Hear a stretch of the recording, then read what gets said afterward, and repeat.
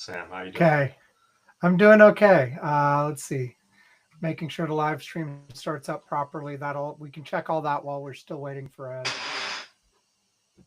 Okay, good.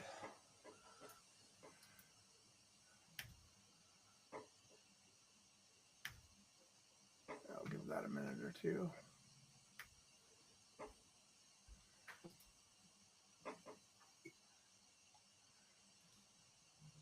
Okay, let's see. Ed was in the chat a few seconds ago. He added something on general.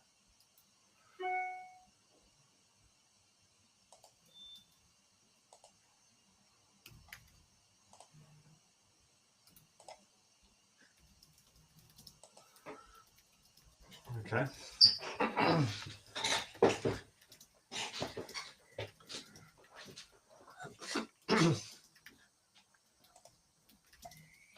Okay, and let's see here. Boom. No, not yet.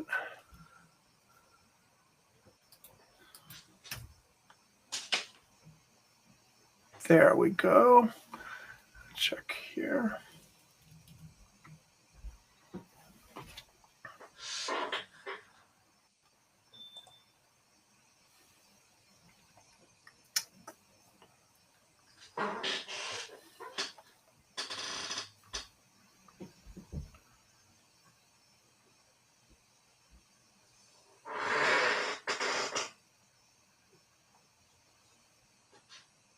One. Okay. And there. Okay, now we're just waiting on Ed. Okay. Everything else is in place. Thanks for the nice list of additional topics. Yeah, it's like I knew there's a lot of things going on in the news, and there's like a backlog of things that I could Here comes Ed. that I could talk about from what you all have been talking about over the last several months in the podcast. Yep. But maybe we can make each topic quick. Oh no. I was afraid it was going to be the flasher. Can you hear us, Ed? Yes, I can. I'm sorry. I somehow blew my mind and was just heading for bed, and somebody said, "Oh no, it's Thursday." In fact, I put a thing on the Slack talking about Marjorie Taylor Greene and saying it was going to give me nightmares, but I was going to go right straight to bed and try to ignore it. Yeah, I saw your message. That's how I knew you were on. Okay, so let's see. Yeah, okay, it's fine. It'll figure it out. Okay. It gave me a note that you're in portrait orientation, but it's fine. Everything's fine. Everything's fine. Looks good to me. Yeah. Okay. So before we start, I don't have much to say. As usual, like when I have guests, I let you guys dominate the choice of topics. I figure maybe we can just do like 3 segments, and for each segment, each of you pick something, and maybe I'll throw something in on the first segment, or we'll see how it goes.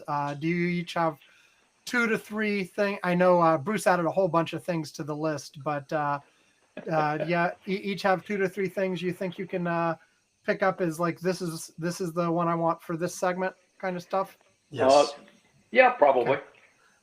Yeah, Okay. I think there's the shutdown and a whole bunch of different topics surrounding that would be my choice, but I'm good with whatever. Sounds good. Yeah, in that case, let's just do 3 segments with each segment having one topic from each of you, and I won't pick any topics unless one of you like picks one for me and says, "Okay, Sam, go talk about this," but you don't have to do that. Okay, because I'm sure I'll have my opinions on whatever you guys pick anyway. So surely not. Surely. Okay. Okay. Here we go. I'm gonna We are live streaming. Everything's good. We checked that before you joined, Ed, and it's looking good. I'm going to play the intro music and then we'll get started. Here we go.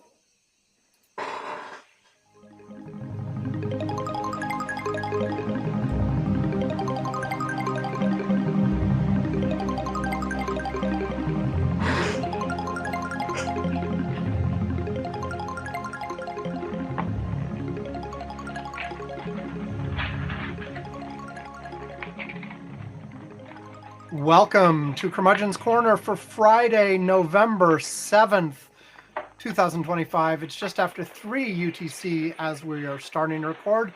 I am Sam Minter. Yvonne Bowe is out this week, as he has mentioned for the last few weeks. He had surgery a couple days ago. He reports that he is recovering well. It was hernia surgery. It went perfectly, exactly as the doctors would like it to go. He is recovering in a little bit of pain, but a lot less pain today than he was yesterday, et cetera, et cetera, et cetera, and seems to be doing fine. And we expect to have him back on the show next week if all goes well. So instead, we have Ed and Bruce here, who have both been on the show before, but I believe never together. Yes, hello, and yes, it's good to be back. And likewise, hello. That was Bruce talking first, and then Ed, if you can't tell their voices apart or recognize them. So, as usual, when we do one of these shows with guest hosts, I let the guests pretty much pick the topics.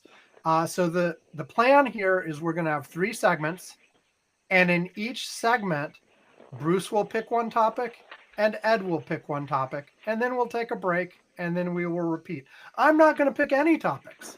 I'm just going to talk about whatever these guys want to talk about and go from there. So who wants to go first, Ed or Bruce? Go ahead, Bruce. Okay, so I wanted to talk about your recent job loss.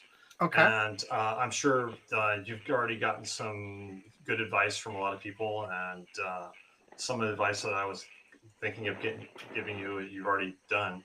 But for me, I have had 5 different jobs in the last 6 years. So just real quick, for anybody who didn't listen to last week's show or see any of my other announcements on social media, I did get laid off from my employer 2 weeks ago now, something like that. Yeah, it was. I was not surprised at all. I saw it coming from a mile away. I drifted apart from my employer, and my priorities were not theirs and vice versa. And it was clear I didn't belong in the group I was in, et cetera, et cetera, et cetera. They gave me a nice fat severance so I don't have to panic and find something right away.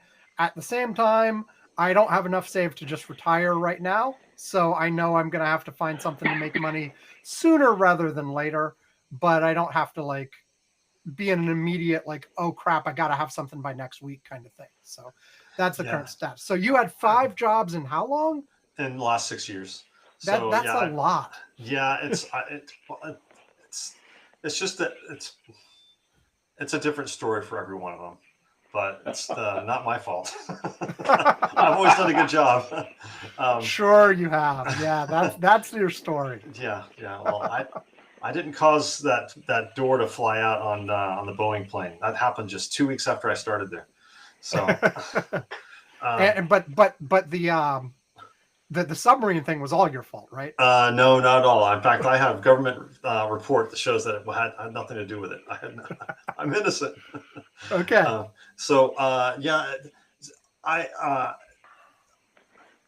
I think that you're doing the right thing by you're in LinkedIn Premium. You want to update your resume on there, treat your LinkedIn profile as a resume, or make it a copy of your resume. Yep.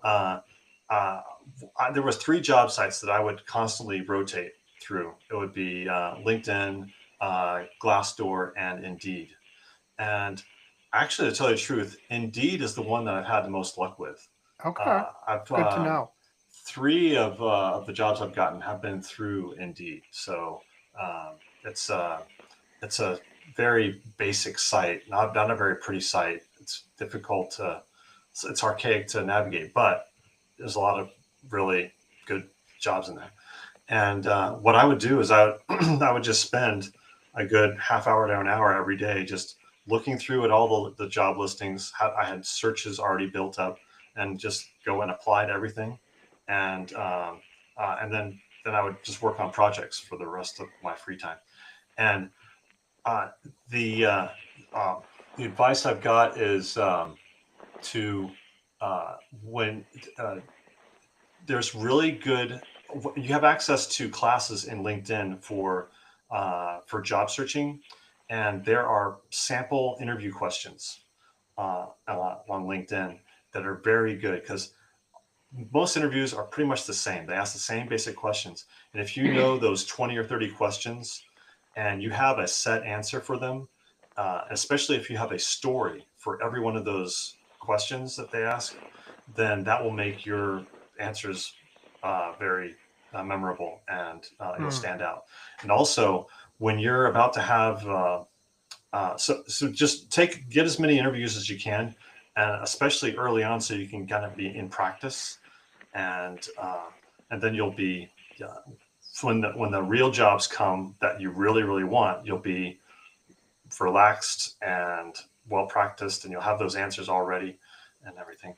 And well, and also when you have an interview scheduled with somebody, look them up on LinkedIn and Right. see if you happen to know someone who they know. Because when you go into the interview and you say, "Oh, I know someone that you know. Have you worked with this person before?" And then that, just having that one person separation really helps, because then that's kind of like an instant reference that you can have, that you can bring to somebody. So that's, there's other things I could tell you, but don't want to. We got a lot of topics to talk about. Yeah, no, I mean, much appreciated all that kind of stuff. And as I said, I'm sort of I know I can't wait too long before diving full fledged in, because the market is awful right now. There are all kinds of Yeah. reports about people taking over a year to find anything, and Well, doing like having November, to apply to December. hundreds and hundreds of things just to get an interview, and all that Yeah. kind of stuff. And so I know I can't wait forever, but on the other hand, I also knew that mentally I need a little bit of a break, Yeah. and that also you know this is going to be the best opportunity I have to like actually make progress on some of those personal projects, so I better do it while I have the chance. Mhm. um and so like I'm not waiting very long That's before good. I actually start like looking at the real, okay, let's do, like you said, a half hour of searching for jobs every day and throwing out some applications. And also not even like, when I had a job and I knew it was sort of and I wanted something else, but I wasn't like, I was still there. Um, I was, when I looked at job listings, I was being pretty picky. Hmm. I was being like, this job, could I do it? Yes, but it looks like it would suck. It wouldn't be any better than where I am. And so I'm not going to like save it or apply or anything like that. Whereas I think the situation now is, if it remotely makes sense, go ahead and apply. you Yeah. know, Especially you early you on, can because all, you can get those practice interviews in. yeah, and and I've in the past I've done lots of interviews for the kind of position that I had, um, and so but it's been a long time since done a lot of those, so it'll be interesting to see. But also, part of what I have to figure out for myself is like, the job I was doing is actually not what I want to be doing. Hmm. Like, so I have to Yeah. figure out like, do I apply for those kinds of jobs anyway? Do I search for completely different sort of things? But if I search for completely different sort of things, then I don't necessarily have the right experience match for them. And potentially like there's, salary implications and all that kind of stuff. So I got a lot to figure out, but I've got some time to figure it out too. So I'd say cast a wide net, Yeah. and apply for everything now, because it may not matter. And then when the job offers actually come, you can either, if you don't like it, you can just negotiate up to a super high salary, and that can be, and that can probably make that That can not compensate for doing that can something you compensate, don't yes. like. And so it's yeah, don't give up opportunities when they could be there. And yeah, it's and you definitely want to do something that you really enjoy, but you know, you got to put food on Yeah. the table. Well, yeah, in the end, you have to put food on the table. You have to pay the mortgage. All this kind of stuff. And as much as it's I've joked before, like I'm ready to go like buy a Unabomber cabin in the middle of nowhere and just sit there, but with plus internet. Like Unabomber didn't have internet. I still need internet, but but realistically, that won't work. Mhm. I've got a family to think about. I got things going on. Moving isn't really an option, and at least not unless it's. I mean, if we would have to be in a really desperate situation to consider like Yeah. picking up and moving to a lower cost of living place, and so yeah, I'm going to be doing all this stuff. I don't want to think about all those things. I want to think about my fun little projects. I want to think about like hanging out at home and doing some things around home, spending time with the family. Those are the things I want to think about. But I fully recognize, that the amount of time of runway I have will disappear before I know it. And Oh, yeah. so, so it's nice to have a little bit of a runway, but at the same time, that doesn't mean wait until you only have a few weeks of money left. Exactly. Yeah. Well, you can also apply for unemployment. Yes. Well, and like I officially am employed until the end of January, but like Yvonne already told me, just get that done now. Like you can put an effective date in the future, but get it done now so it's all taken care of. There are a few other things that Yvonne has recommended to like do now and prep now. Hold on. Letting the dog stop barking. And I'm going to note what time that is so I can remove it later.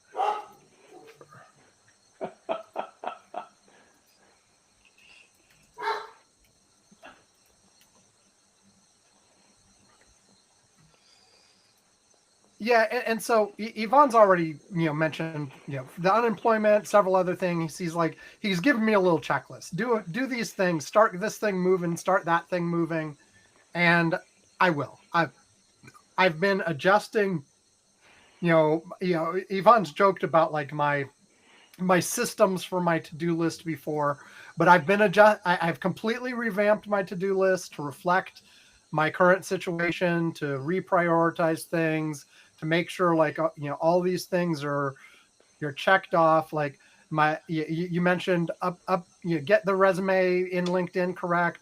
I did that like 6 to 9 months ago, but it doesn't have the stuff from the 6 to 9 months. So just make the appropriate little adjustments to make sure it's really up to date.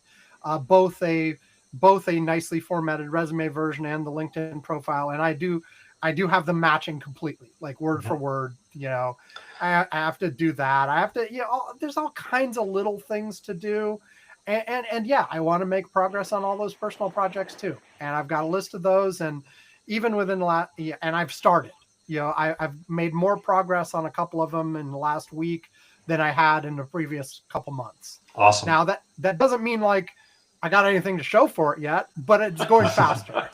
Well, you did mention last week that one of the projects is to clean out the garage, and I don't live far from you, so if you ever need any muscle to help you with anything, Okay. I have an open offer for you. I'll be happy to head down there and help you move any stuff if you need.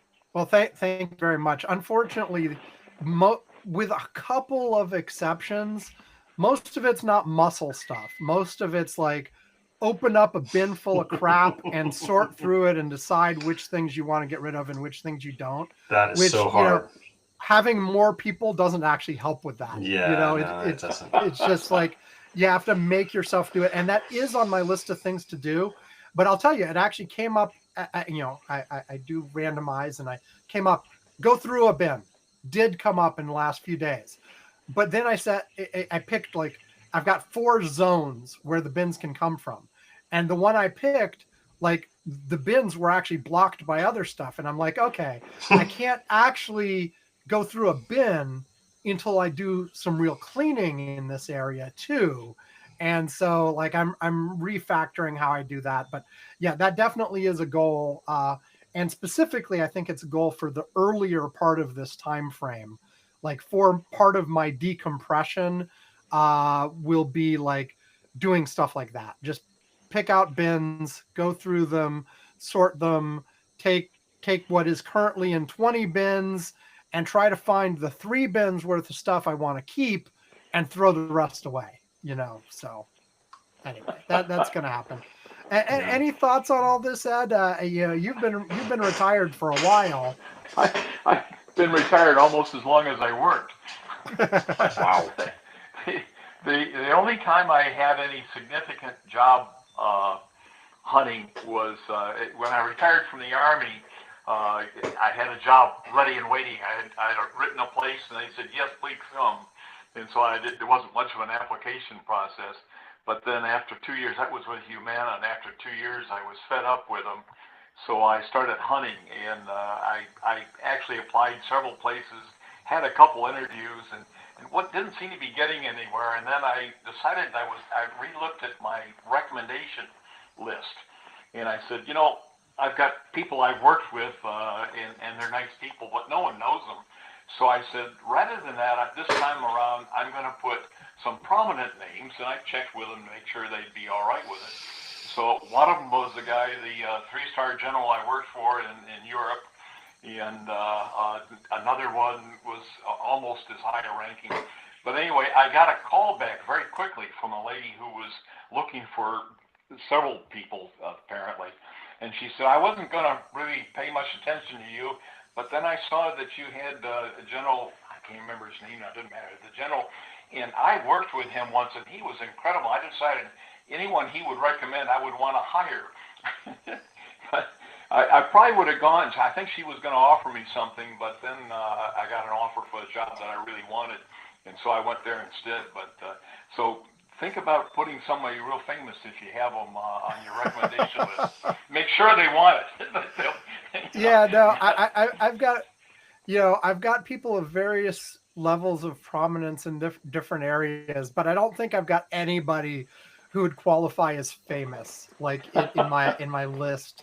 I've got, if you do degrees of connection, you go like a couple people out. Okay, there can be famous people there, but I'm not sure that would work, because they don't know me. They know somebody I know. Yeah. And that's not the same thing. And of my list directly, the people who would sort of be most prominent in their areas are quite likely not in areas that would actually be directly helpful for jobs I could actually get, but, and then, well, and then I want to have the conversation. You mentioned, Bruce, like spread the wide net. And part of that is I do want to contemplate things that are completely different from anything I've ever done before. But, there's so many problems with that, because your experience doesn't lead up to it. You're going to be starting at a more junior area, and there's compensation things for that. And also the areas that I find like most interesting are probably low paying anyway, and so but I feel like, okay, explore, and I also want to explore a little bit brainstorming. Hey, can I do things to make money that don't involve actually having an employer? It would be awesome. I don't know that I can, but it would be, but I feel like I should at least brainstorm on that without just discounting the possibility from the beginning, Yeah. If you look on YouTube for side gigs, there's an endless list of of things you can do there. My oldest brother, he just recently started selling stuff on TikTok, actually multivitamins on TikTok. And I'm like, how is he ever going to make money off that? But it takes time, but he's gradually building up. You never know. You never know. And it's like some of those kinds of side gigs, I know I don't have the right mindset for, and it just wouldn't work. I just could not do that. Yeah. But you never know. You're a little limited geographically too, aren't you? Because your wife's on the. Yeah, no, moving is not an option for me right now for any number of reasons. That being one of them. Like that, my wife's job is geographically constrained. Like we can't move more than a few miles away from where we are, really. Like but the other thing I'll put out is like I was surprised. Like I did a post on Facebook and a post on LinkedIn, identical text, just sort of saying, hey, I was included in this and here's what I'm thinking about it, whatever. And I got all the usual likes from people I knew in high school and stuff on Facebook. But LinkedIn, like I was surprised by the reach. I'm looking at my stats. 150,000 impressions on that damn post. Holy cow. With 100,000 members reached. I had over almost 6,200 profile views from the post. Wow. I gained 193 people following me. Wow. 1,800 people reacted to my post. I don't know 1,800 people on LinkedIn. I had like a few, because I had been fairly religiously if I actually worked with somebody, I would connect with them on LinkedIn. But I wouldn't if I got random LinkedIn requests from people I had no idea, I would reject them. Yeah, same with me. But like here, I started getting all kinds of invites and people wanting to connect. I'm like, what the hell? I'll agree to all of them, And so I have a whole bunch of new connections on LinkedIn of people I've never met. I have no idea who they are. I probably wouldn't reach out blindly to any of them. But I guess this means if I actually do something interesting with one of my personal projects and want to announce it, more people will see it. There you go. So might as well. I had 40 comments, 6 reposts of my thing, like some of which from people I didn't know at all. 51 people saved it, 43 people sent it on to other people. I'm like, really? Like I mean, I expected. Well, it's because LinkedIn is like it's a big empty room. There's a whole bunch of people. Well, it's actually it's a very full room, but it's very quiet. Not many people talk. Yeah. So or post. So So when you post, So when you post, it gets a lot of attention because. Yeah, I was surprised. I mean, I expected to hear from, people I'd worked with or for 25 years ago that I hadn't talked to in a decade, but I wasn't expecting it to just be in front of all kinds of people I'd never heard of. And I'm like, okay, that's fine. It's perfect timing for that. I mean, I guess I want to get that kind of attention again when I'm actually full-fledged into, okay, now I'm seriously looking for a job. But it can't hurt now either. And, a number of people reached out and were like, hey, would love to talk to you. Can I help? Blah, blah, blah. And I made an initial response to all of them and have on my to-do list to follow up in more depth with all of them over the next week or two. Okay, yeah, I'll get on the phone with you. I'll catch up. I'll talk to you about what's going on, what I'm interested in, what I'm not. There are a few people who are like, look, check the job listings at my company. If there's anything that's good, I'll put in a good word for you, that kind of stuff. And the first couple I've looked at, there wasn't anything there, but I still appreciate the sentiment, so I don't know. We'll see. We'll see. Fun stuff. Like I said last week too, fun stuff right now. If in 6 months I have no money making prospects, I will feel very differently. But we do have ways to make it work past 6 months, but the further out we go, the more serious the situation becomes. So Okay.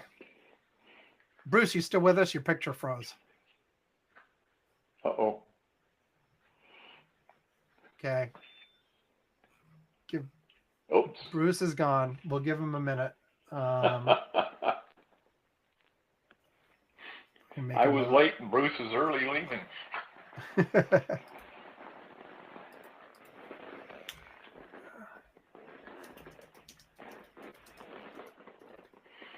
How is my sound while we're waiting here for a minute?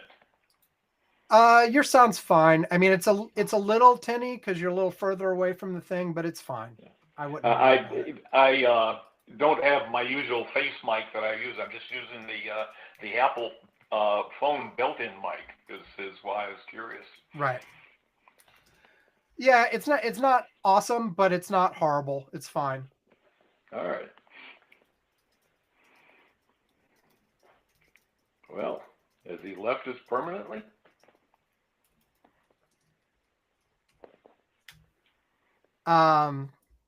Yeah, I don't know. I pinged him on the Slack. We'll see. Like, we have had storms going through the area, and he's not that many miles away from me. So who knows? Maybe he lost power or something. But we'll give him a minute.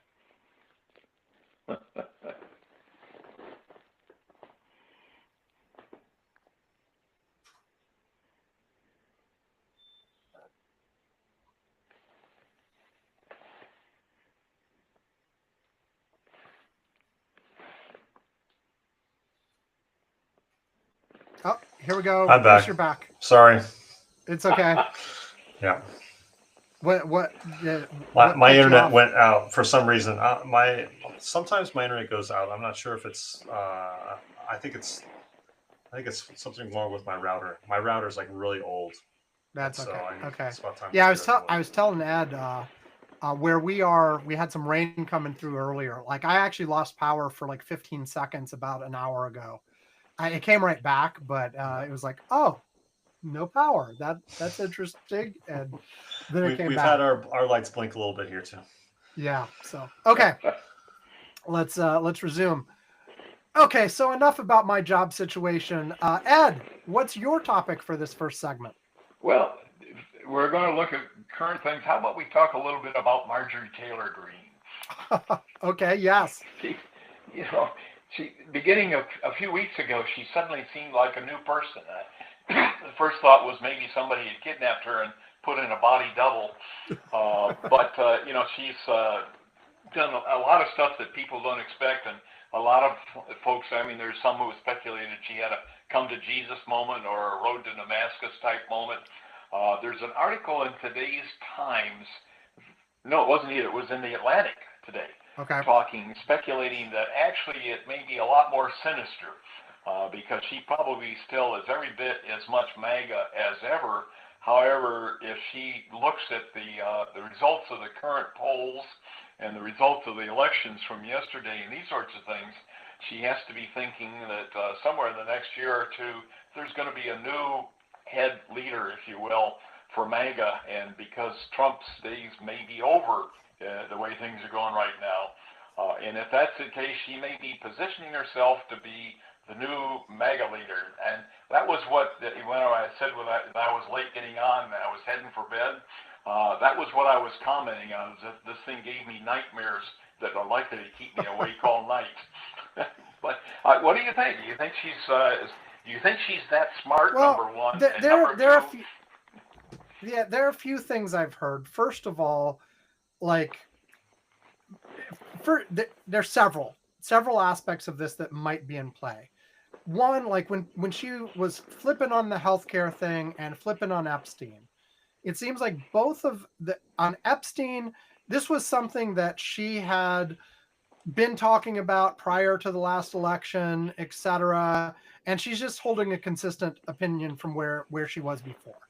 On healthcare, this was a situation where suddenly her direct family members were impacted. And so she saw the effect of it herself. And so there's the notion, Yvonne and I have talked about before, like for a lot of these folks, problems don't exist until or unless they affect you or your family directly. And that sort of hit that.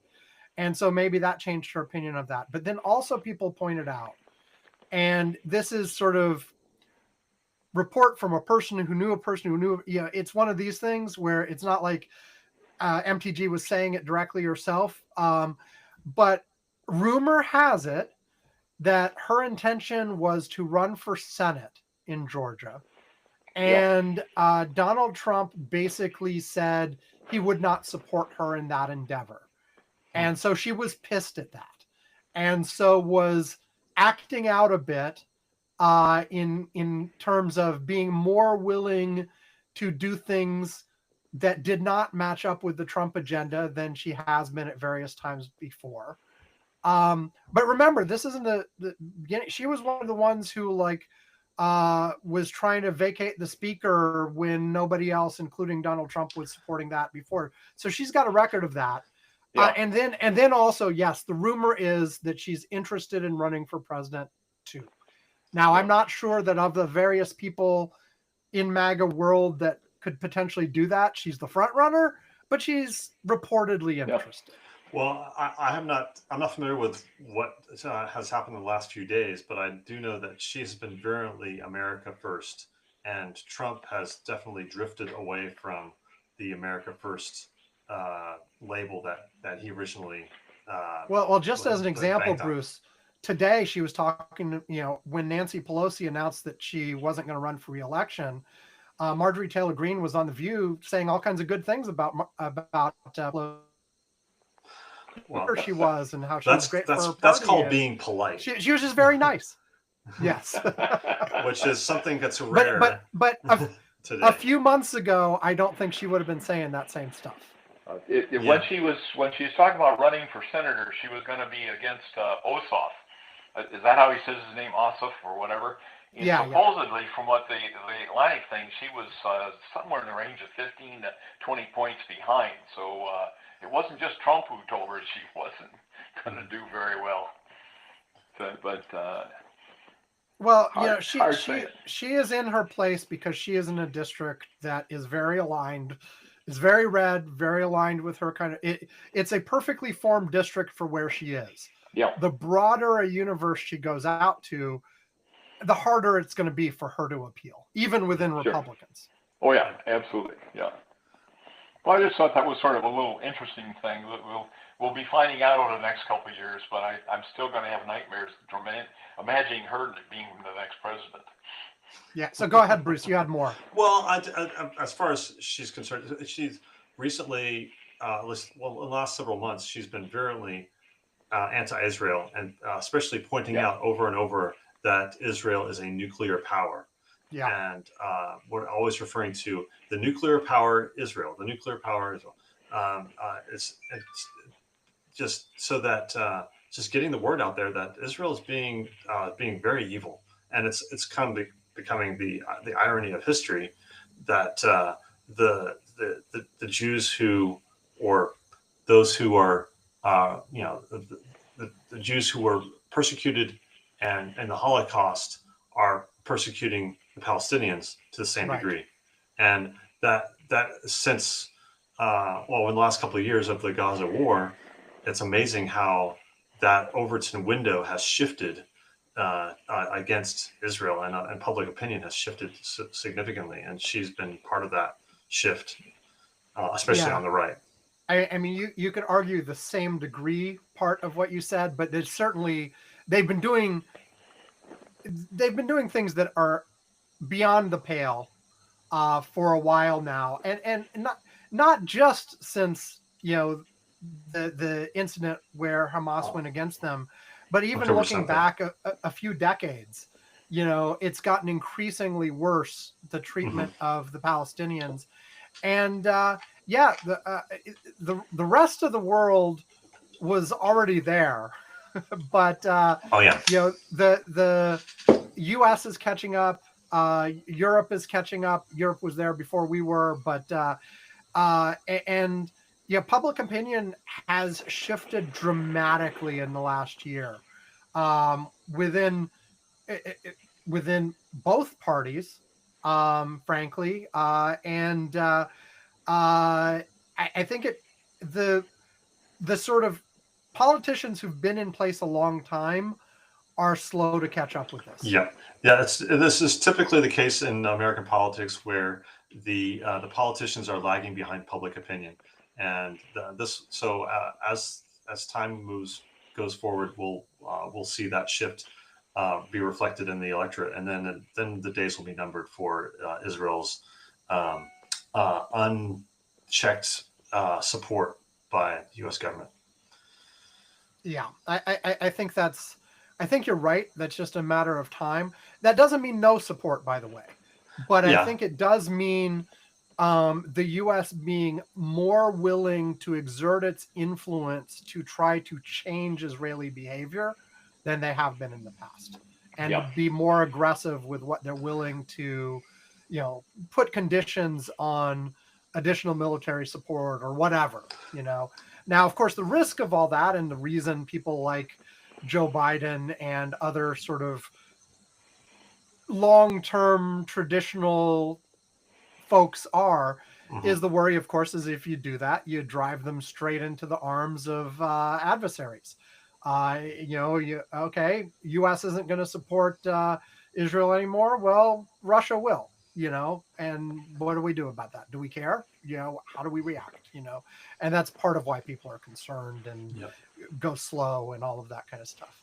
So back to MTG. Do we feel like I feel like she may be interested in exploring all these things, but I seriously question the likelihood of her success. I think even if you're talking within sort of like the world of, okay, Trump is eventually gone, whether it's be naturally at the end of his term or something else. There are a number of candidates who may want to pick up that baton. I don't see MTG winning that race. So then I guess that brings the question, who is going to take on the same persona? Who's going to fill that Trump?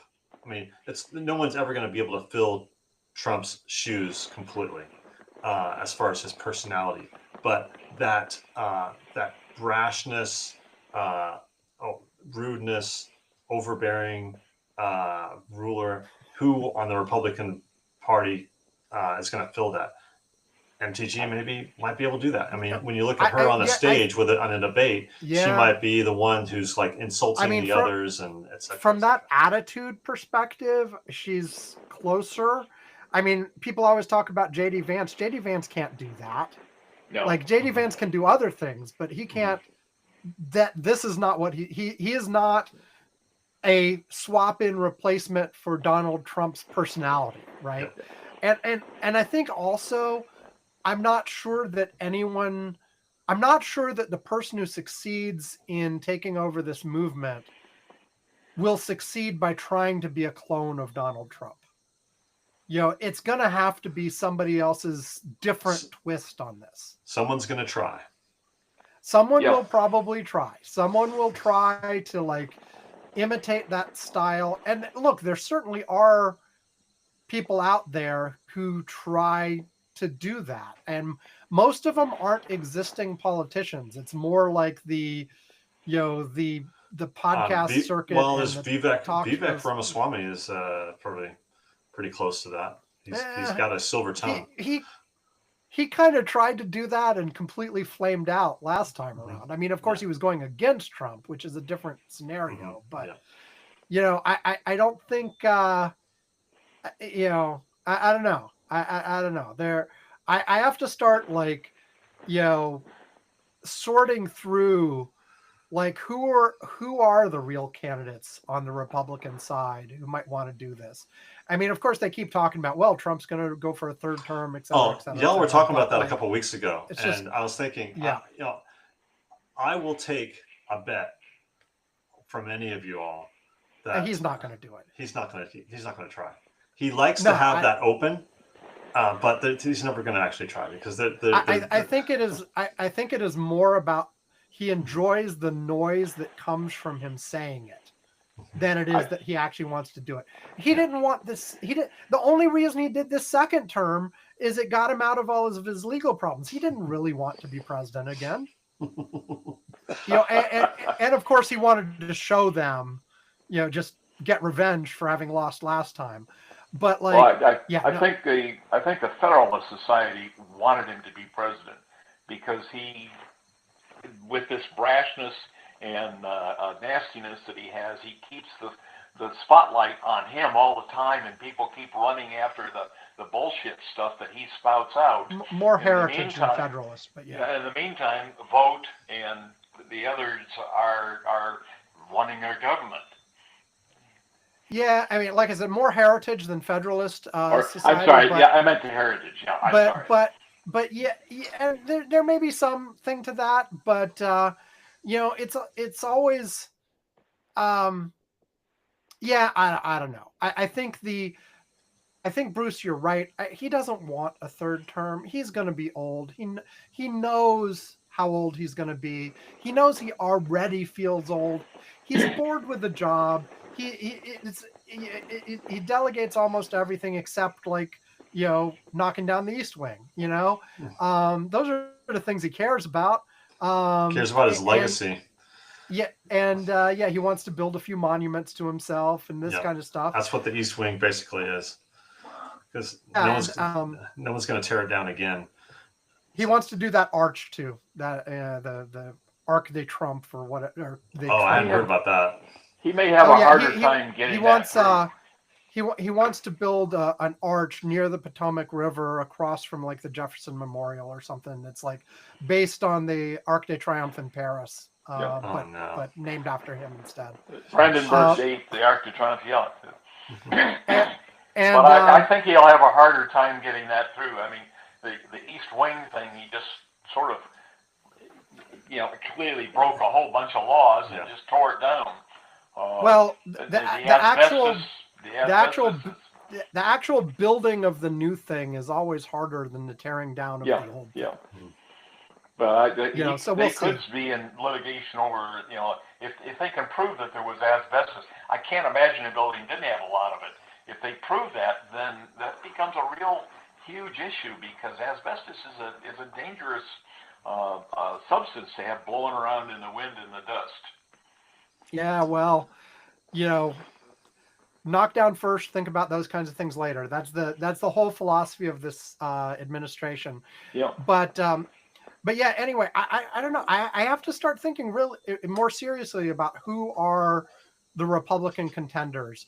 Because again, the talk of it being Trump, I think that's all just bluster. So we have we have everything from Trump Jr. to MTG, Vance, to a variety of other senators who will undoubtedly throw themselves into the ring again. We've got various people from the commentary world that might jump in. There are a bunch of folks. It'll be whenever you have an open seat primary like that, it's always a very dynamic situation, and I don't think this will be any exception. Yeah. And in the meantime, every one of them will be trying to get Trump's endorsement. Yes. And Trump will try to exploit that too. His endorsements are not panning out all that well lately. Yeah, well, they're going to want to get it anyway. Yes, they will. And of course the dynamics change entirely. If Trump dies and Vance actually is president, that changes everything, right? He's the healthiest person he's the healthiest president ever. Yes. So that ain't gonna happen. In New Jersey, Mikey Sherrill was the one who kept talking about Trump endorsing Ciccarelli. Ciccarelli didn't mention Trump much, but almost every time she talked, she kept saying Ciccarelli is Trump's chosen guy. Well, but that's a general election, and so there's an entirely different set of things playing out for trying to win a nomination within the Republican Party versus winning a general election. But even within the Republican Party, I think the power of a Trump endorsement is declining the further we get into the lame duck situation. Yep.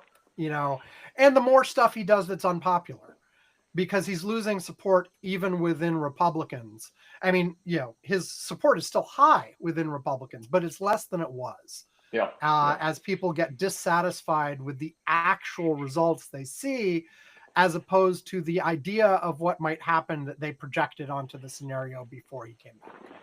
So, okay.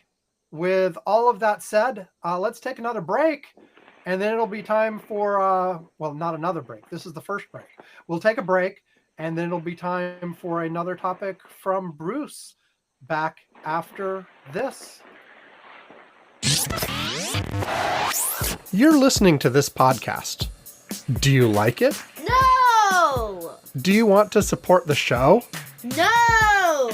Well, after you have subscribed to the show, followed us on Facebook, and told all your friends they should be listening to, what else can you do? I won't subscribe! You can help fund our Patreon at patreon.com/Curmudgeon's Corner.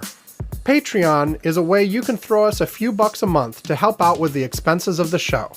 You know, web hosting, equipment, a little bit of advertising to promote the show, and maybe every once in a while some much needed sedatives for Yvonne. At different contribution levels, you can get a mention on the show, our Curmudgeon's Corner postcard, or even a Curmudgeon's Corner mug. Fun stuff. Not fun! In any case, the contributions help tell us that you enjoy and appreciate the show. I really hate Curmudgeon's Corner! Are we worth $1 a month? No! $5 a month? No! Or if you are nuts about us, maybe even more. 100 billion dollars, even though you don't have anywhere near $1 billion. If we're worth anything to you at all, send it our way at patreon.com/Curmudgeon's Corner.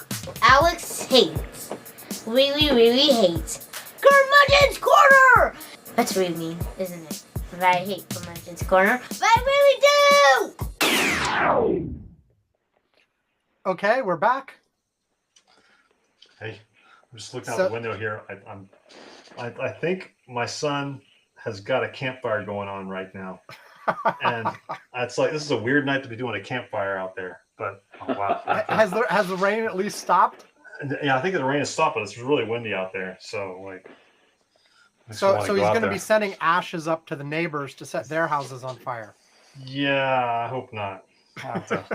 I might need to call him or something and make sure that everything's okay. He's 29 years old, so he's so he should know what he's doing. Yeah, he knows right? what he's doing. Yeah, a little bit different than if you're like a 12-year-old was out there. Yeah. Okay, so Bruce, the next topic is yours. So let's talk about the government shutdown. So it's been going on over a month now, supposedly. I don't know. I keep hearing in the news that it's like now the longest government shutdown. Yep. So from a libertarian perspective, libertarian to me is like, yeah, this is great. This is like a holiday every day. The government shut down, but it's disorderly and there's a lot of problems with it, of course. There's I hear you're flying somewhere in a few days, Bruce. That's right. What you thinking about? How's it affecting you? Well, my point of view is, as it's always been, that it doesn't make sense for the TSA, for the federal government to be running airport security. The federal government doesn't run security at the mall. Why would they be doing it at the airport? Same thing with the air traffic controllers. That should be privatized, just like it is in Canada. And so I think as people are waiting in long lines and having their flights delayed or canceled, they should be looking at it that way rather than saying, the government should be getting this open again, because this really doesn't make sense for the government to be running that. So, yeah, I think that I would think that once you have hundreds of thousands, if not millions of people really mad about their flights getting delayed or canceled, that's going to really push the government to get this thing resolved. So, but I think what's always happened in these is that, well, not always, I shouldn't say always, but there's always, I keep saying always. Always is a bad word. Never use the word always. But one of the ways Never say never either. Yeah, never say never. One of the ways you can get out of these kinds of scenarios is simply it becomes so painful that people start desperately wanting to get out of it, and options that seem to be off the table for both sides start suddenly being palatable because you're having to deal with a situation that real people are feeling the pain, your constituents are feeling the pain, oftentimes you yourself are feeling the pain.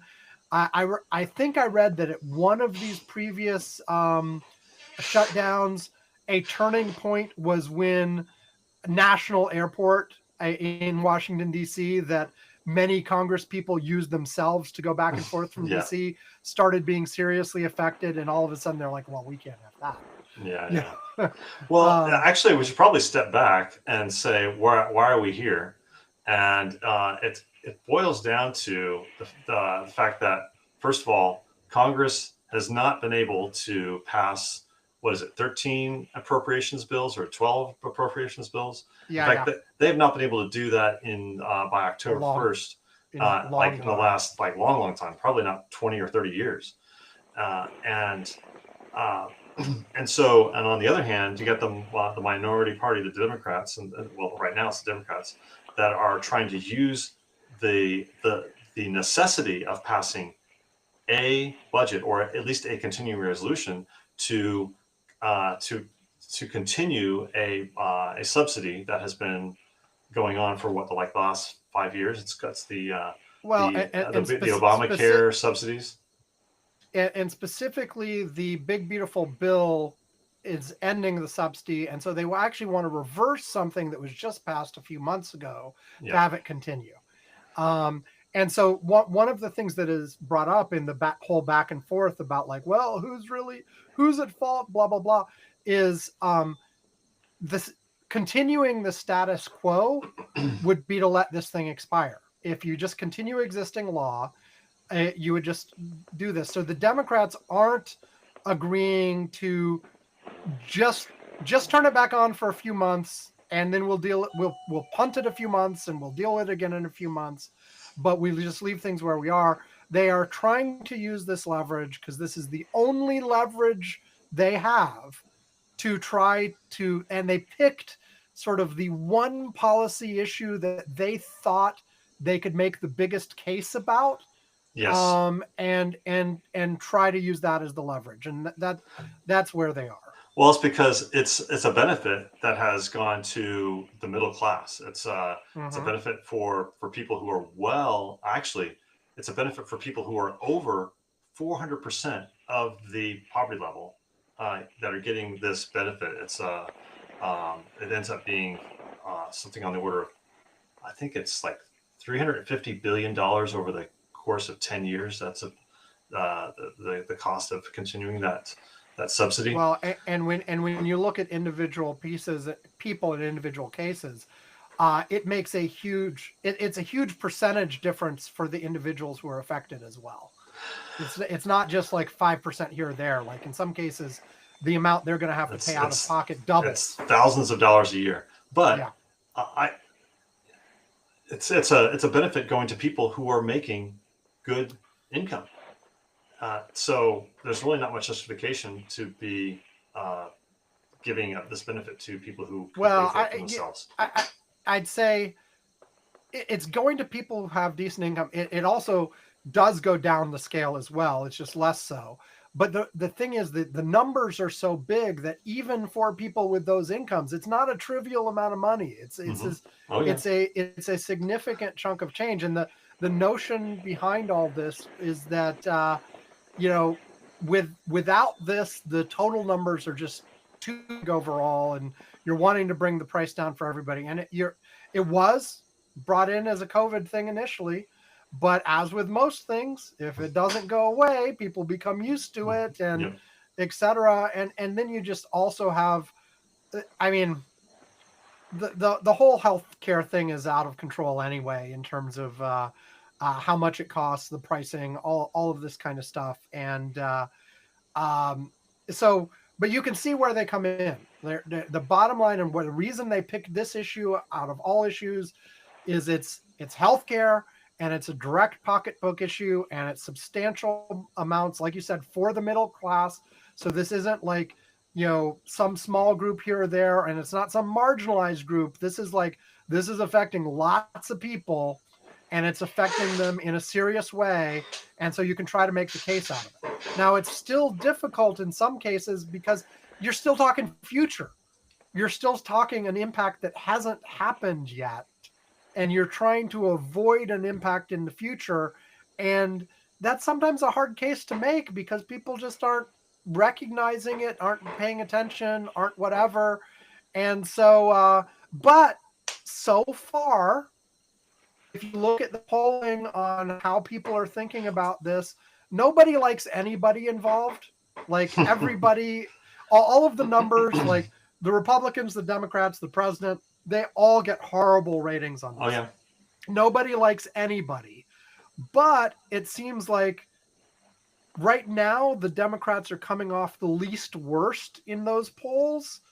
That may continue to change over time. I feel like that's all very dynamic based on how things are going this week. Yeah. And then another major thing that's been affected by the shutdown is the SNAP benefits. That affects, I think, something like 42 million people in the country, Yep. which is like more than 10% of the population. So and in some states, the percentage is significantly higher. Yeah, I can imagine. So It's very regional. I saw a headline that said that the courts have said that Trump has to fully fund it. Trump, Yep. the administration has said, no, they can only partially fund it out of reserve funds. And so it'll be interesting to see how that goes. But hopefully the people who need it the most will be getting some.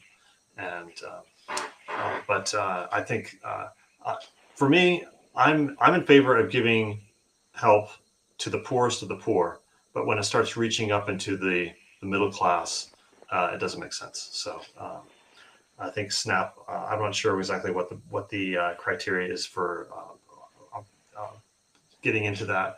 But I believe that's still the poorest of the poor. But is it really more than 10% of the country that really lives or dies on that?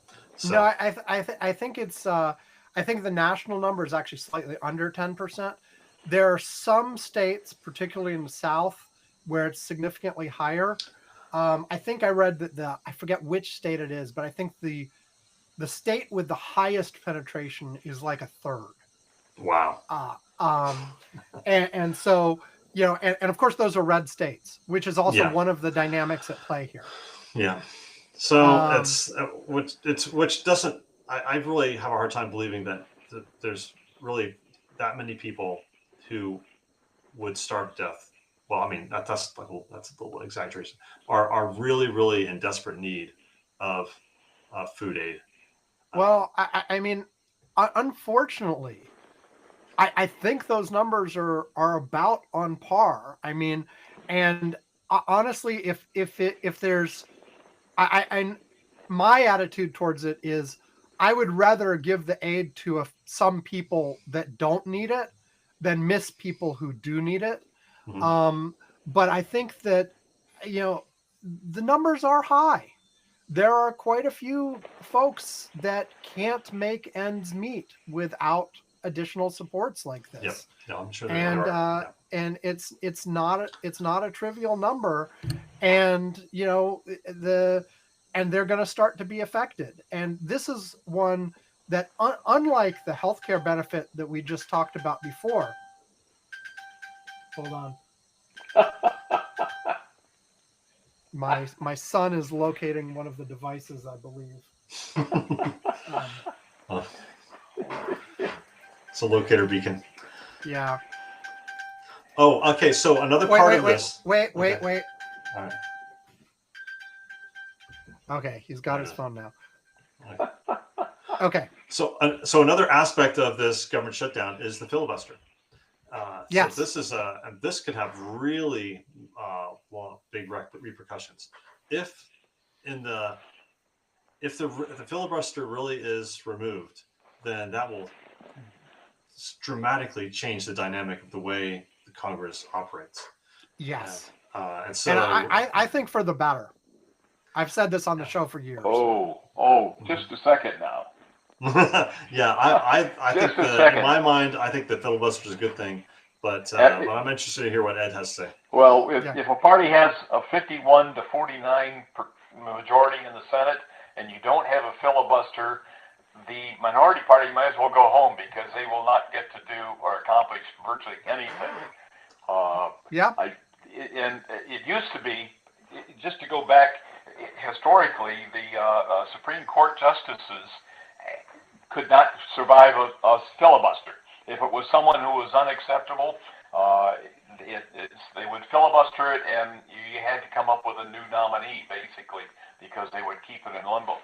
Once we said, no, we're not going to do that, it's 51%, you get more radical justices who are radical both directions, because whoever's got the control of the Senate can do what they want and ride roughshod, and the minority vote no longer matters because the so majority. I think you're absolutely right. One of the things that changed over the last 50 years is the willingness to use the filibuster for everything.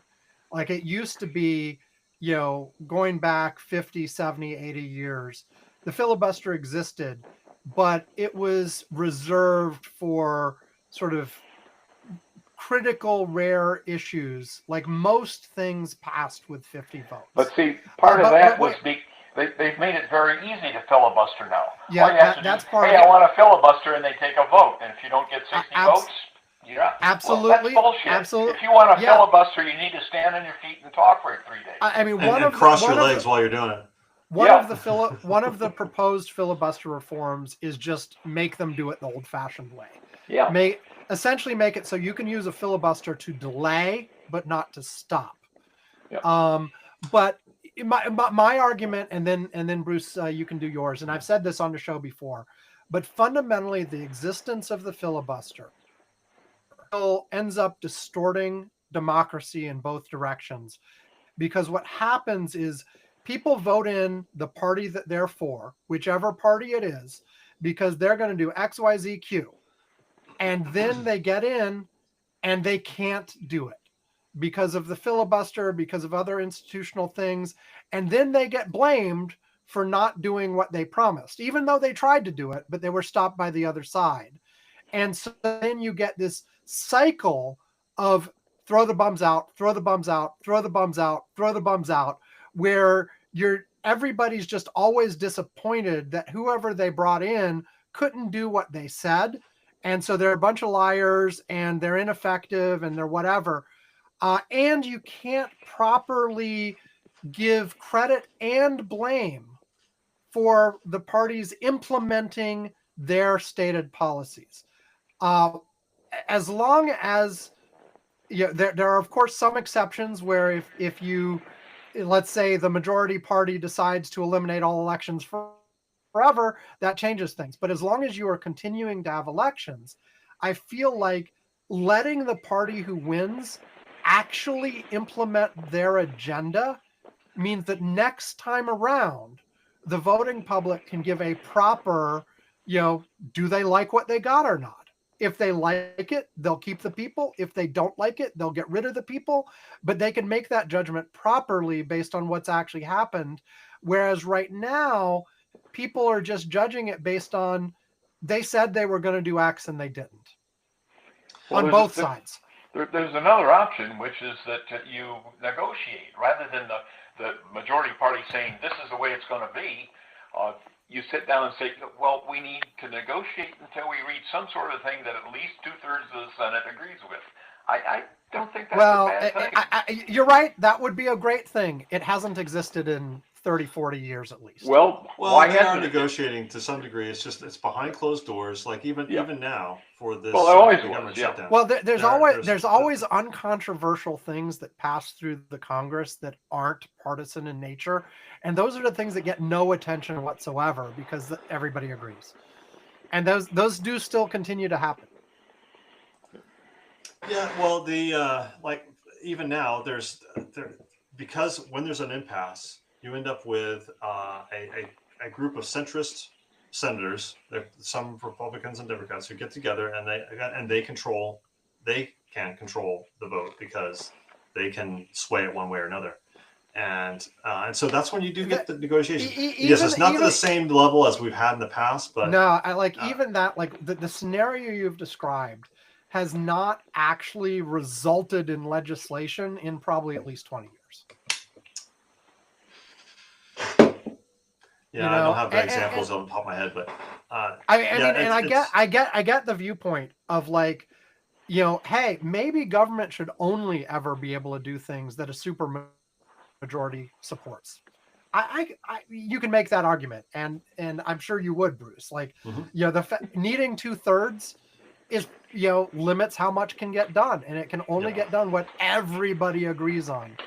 Yes. The problem is we're so divided right now. There are very few things that everybody agrees on. Yeah. My phone is running out of battery. I'm going to have to run and get a cord, so I'll be gone for a minute. Okay. We'll just pause for a second. Oh, that's right. Go on. I can still hear you. Hurry up. We'll wait for you. Let me note that down.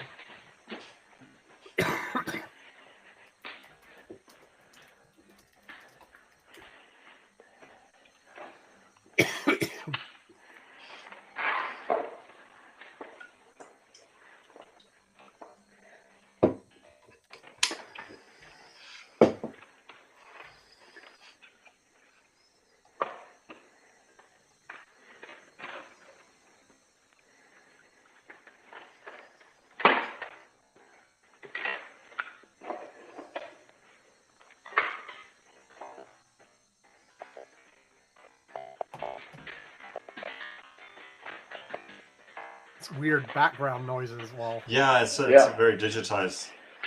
I'm coming back. Okay.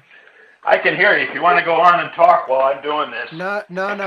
It's you unplugging and plugging and stuff is distracting anyway. So we'll wait till you're plugged in. Yeah, it might be. Okay. Noise. I hope my squeaky chair isn't causing a problem. You're okay at the moment. Occasionally, when I move, I think I get some WD-40 out and spray it.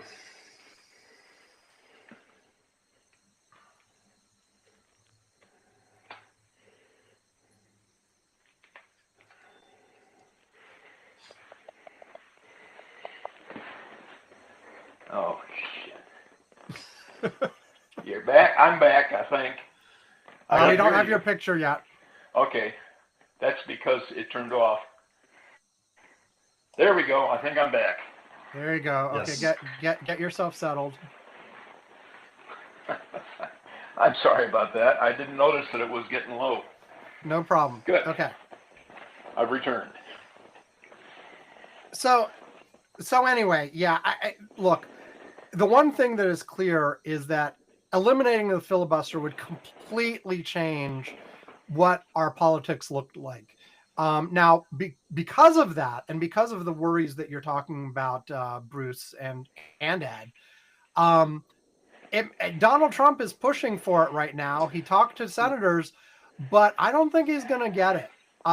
Which is quite notable because typically Republicans have been the one to be in favor of keeping the filibuster. But of course, Trump has no long-term thinking. It's all he cares about is what he can get done right now. Yeah. And senators from both sides, when the Democrats were thinking about potentially getting rid of it, Manchin and Sinema famously blocked it, but the reports were there were probably 5 or 6 other senators who weren't going to go for it. They just didn't want to go on the record at the moment. And I think you probably have at least 5 to 10 Republican senators who won't go along with this now. And it's because, the recognition that, yes, we could get a bunch of stuff with this done right now, but as soon as the Democrats take power again, and we assume at some point they will, there's a whole bunch of stuff they're going to do too. And one of the arguments against is I said, like, okay, you get the policy you ask for, but that also potentially brings up a world where the policy swings wildly every few years. And that's not exactly stable either. And it also brings up, like, when Donald Trump listed the kinds of things he wants to do with it, there's a lot of voter suppression kind of stuff in there. There's a lot of making voting harder. There's a lot of locking in things that he's wanted to do. And of course, when I talk about things I would want the Democrats to do, it's exactly the same kind of thing. Expand the Supreme Court, add more states, lock in like nonpartisan redistricting and voter and expensive voter rights, make mail-in voting nationwide, et cetera, et cetera, et cetera. Yeah. And so both sides are going to want to do things that advantage them long term. And if either one of them succeeds in the right set of policies that make it really hard for the other to ever win, you are potentially causing all kinds of long-term damage as well. And of course, because of that, the number one priority is to make the changes, not to fix our national problems, but to fix the election system in such a way that locks in their majority through gerrymandering, voting laws, and such, to either restrict or cause different outcomes in the elections. You'd hope in an ideal world you would construct all of that in a way that's quote unquote fair, but of course the reality is either side is going to be sorely tempted to just do something that locks in their advantages. Yes, and that's why it's the number one priority when it comes to when they get into power. Whereas the actual real problems in the country have nothing to do with how we doing elections. Although I will say, we have the situation with California undoing it right now. For 15, 20 years now, Democrats have been pushing these nonpartisan redistricting things that try to be fair. They haven't been locking in their majorities. Instead, they've been locking in some states, like in the in some states, absolutely, there are a handful of states, like Illinois is an example, Massachusetts is an example, that have gone the other direction. Really, but they're the vast majority of states where they have put together something have actually there was a trend that was going for a long time of more and more states instituting these nonpartisan, like the way we do it here in Washington is a very good way. I like the way it's done. There's no controversy.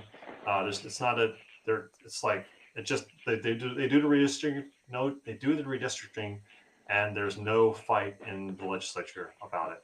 Right. We almost got it done in Pennsylvania, but the Republicans scuttled it, and they scuttled it by two things. Number one, the Speaker of the House tried to keep it from ever coming to the legislature, to getting to the floor.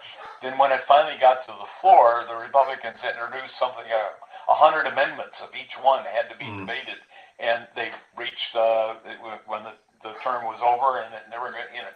And then for some reason it hasn't come back. Well, it hasn't come back up again because we got redistricted in 2020, and we're not going to get it again. So it's not a problem now. What the hell would ignore it? Anyway, I feel like for these kinds of reasons, we're not yet at the breaking point where the filibuster will go away. I've said for a decade or more that I think all it will take is the right important issue that you have more than 50 but less than 60 votes in favor, and it's something really crucial to the party that is in that zone. And the other thing you've had, though, which I think is very interesting, is that you have had the eating away at it, where, and just within the last couple of months, the Republicans twice had an override of the filibuster where they had the parliamentarians say, no, this requires 50 votes, and then them say, never mind that, we'll do it with 50 on particular individual bills where they haven't changed the rule permanently, But instead, they've said, you know what? On this one vote, let's say we need 50 instead of 60, and just plow right through it. And I think that may be the way that this ends up happening, is not through a one and done, we're going to change the rules and we're going to eliminate the filibuster, or even we're going to eliminate the filibuster in a certain category. It's just going to be more decisions on one-off votes that says, okay, this time we'll do it. We're not saying forever. We're just saying this time we won't require the 60 votes. And that'll just happen more and more often. That's sort of what California has done with the redistricting. It's it's a one-time redistrict, and then after the elections go back, supposedly. Well, after the next census, actually. So it goes till 2030. It wasn't until then. Okay, I wasn't sure. I knew it was to be temporary, not permanent filibuster. Right? Not. Yeah. Okay. Sure, okay. That was all starting on the government shutdown and transitioned into the filibuster because it's been talked about. But basically, the reason our government keeps shutting down is it's so dysfunctional. Well, yes. Okay. So Ed, your turn. Pick a topic. Oh crap! Caught you by surprise. Yeah. Okay. I sent something out earlier today that I thought might be a little interesting to talk about a little bit, and that has to do with the income inequality, which gets to the heart of a lot of things that are going on. What triggered it off was a podcast I listened to actually this morning with a guy by the name of Branko Milanovic, who has apparently he's done a lot of research on income inequalities, and specifically has talked about in China and in Russia and in the United States and other places where there are such major income inequalities. The podcast itself was one of the University of Chicago ones. It's called Capitalism/Capital Isn't It? Just got an interesting way. The guy who runs it, his name is Luigi Zincalis.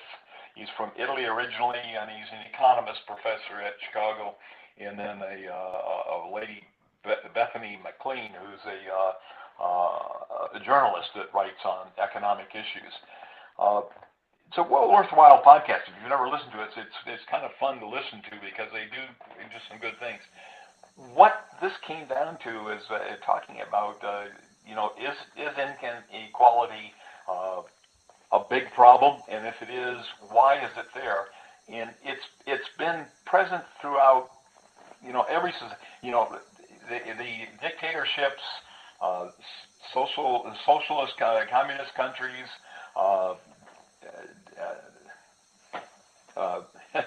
free countries, the United States. It's always there. And it's in France, it's what led to the French Revolution in 1789. Basically, was the massive inequality, people starving to death, and others living in great luxury. I don't know what we do about it, because for one thing, it's probably not right to just say, well, we'll take 10% of the wealthy people's money and give it to the poor. That's not such a good idea. That's Ayn Rand called that looting. On the other hand, it's probably not appropriate for corporations to pay $50 million to the CEO a year and have people working on the line making the products at $5, $10, $15 an hour and not being able to pay their rent and food. And needing to rely on the rest of us to buy SNAP budgets for them. Fully employed people should not need SNAP. Some things I don't think would be appropriate at all. They talked about a tax on capital, retained capital value. We should tax that, maybe charge 2 or 3% only of it. But that doesn't work, because if a guy's got all of it, like Warren Buffett has billions of dollars tied up in stock. If he had say a 2% tax on his $100 billion, that would come out to something like $200 million a year that he would have to pay to pay that tax. Well, no one has 220 or even 200 million, either one, sitting around. So in order to generate the money to pay that tax, they've got to sell their stock which immediately hits the stock. The price goes down. It dilutes the capital control that the capitalist has of his company. That can, I don't see how that could possibly work. I'm getting lost a little bit, Ed. So what was the main thesis that these guys were sort of advocating that you want to talk about a little bit? Well, I think they were primarily just discussing is income inequality an issue, and if so, they didn't really get into saying what to do about stopping it. Just mostly describing that it's present throughout the world. Yeah, I mean, like from my understanding of like things I've read about this in the past, increasing inequality by measured in a variety of different ways has very often presaged significant societal turmoil. Let's just put it that way, as like one of the warning signs. Now, I think you can argue, does that necessarily mean every time that gets too big, something bad is going to happen? Does it mean it's bad in and of itself? I think you have a lot of arguments there, but I think it's definitely, there's a strong correlation of when income inequality gets too high, there's a high chance of turmoil. Now, what if anything you do about that, or whether that's just a natural cycle that's going to occur, I think you can argue. I don't know, Bruce. This seems like one of those areas where I imagine your take would be laissez-faire. Whatever happens, happens. Oh yeah, and yeah, absolutely. I would say, do we want? Is the goal a higher average income, or do you want a more equally distributed income? That's not the same thing. I'm looking. I just brought up the list of income inequality all the countries around the world, and I'm looking for the United States to see where we are in our ranking. I think we're kind of like in the middle. Like the country with the highest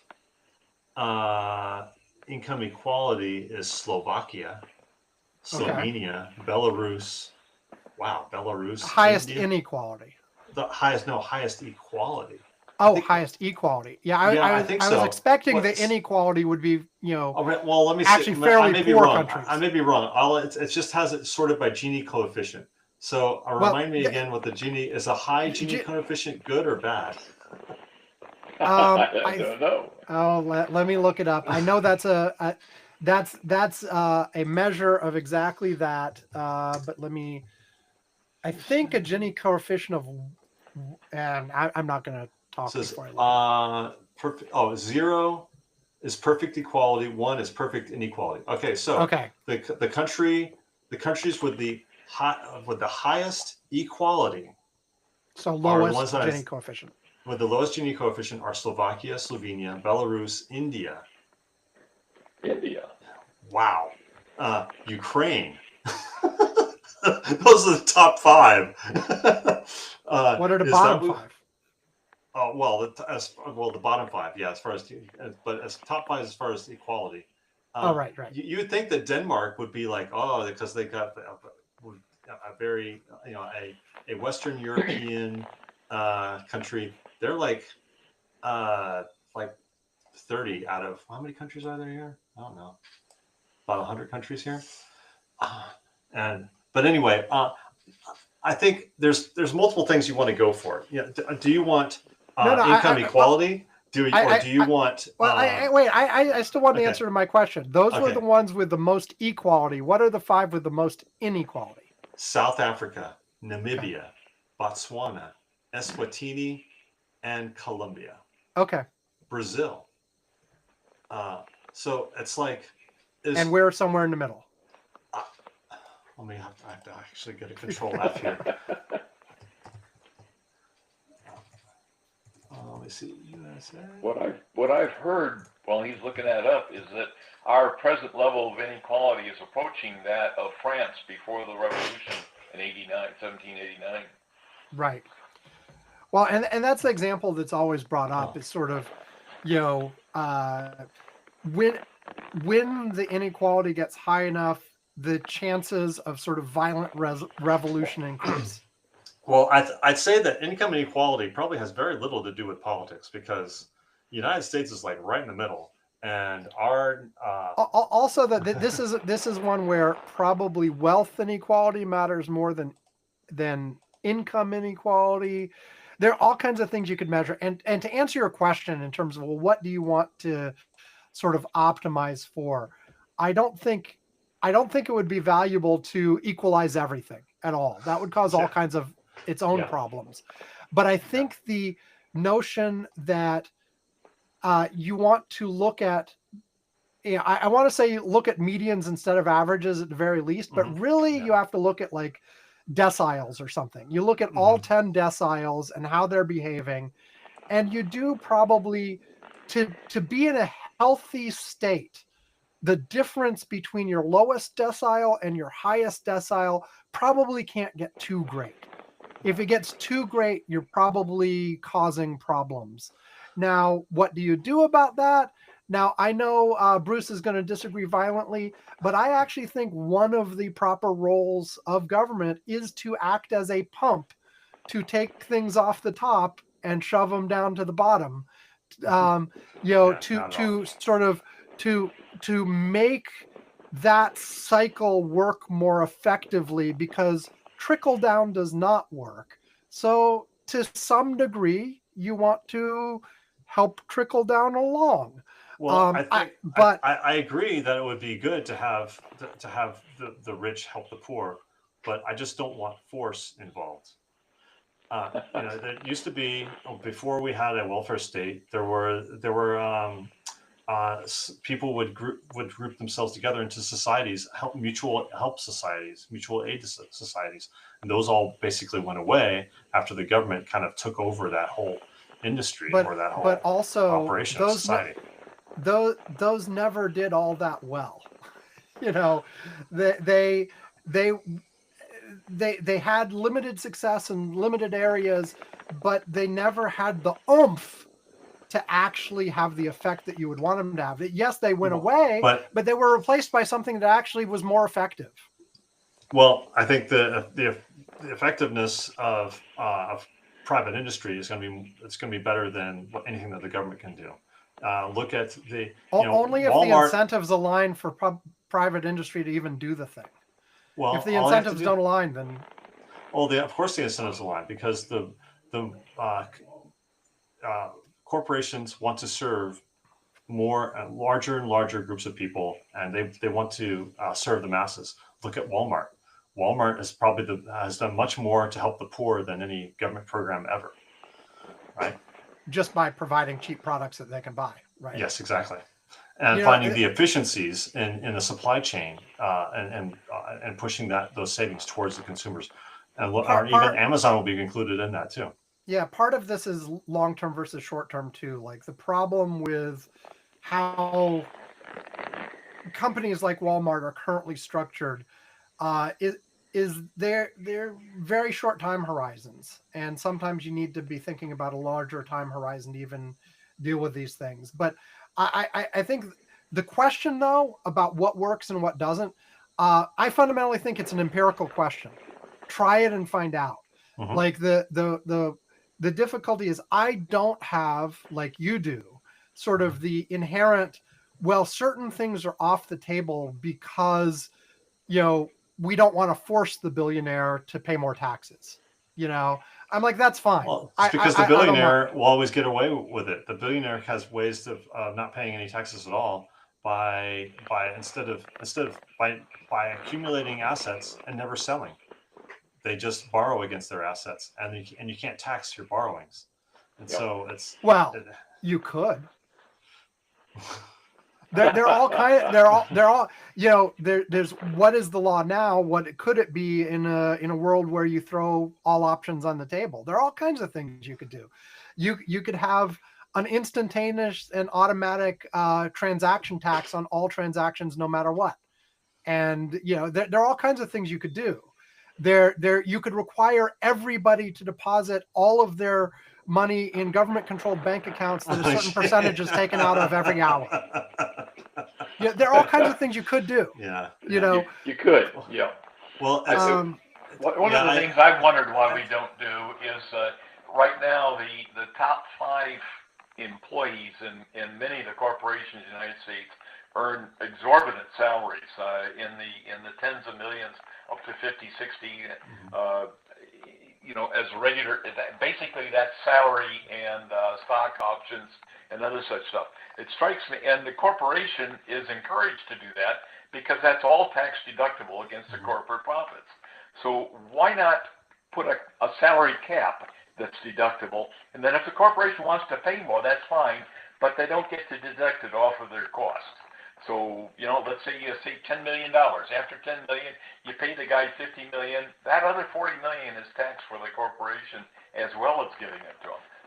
That would encourage, I don't know if it would encourage it or not, but theoretically that could encourage them to either build more factories or invest in their capital, or maybe increase the salaries of the workers on the floor.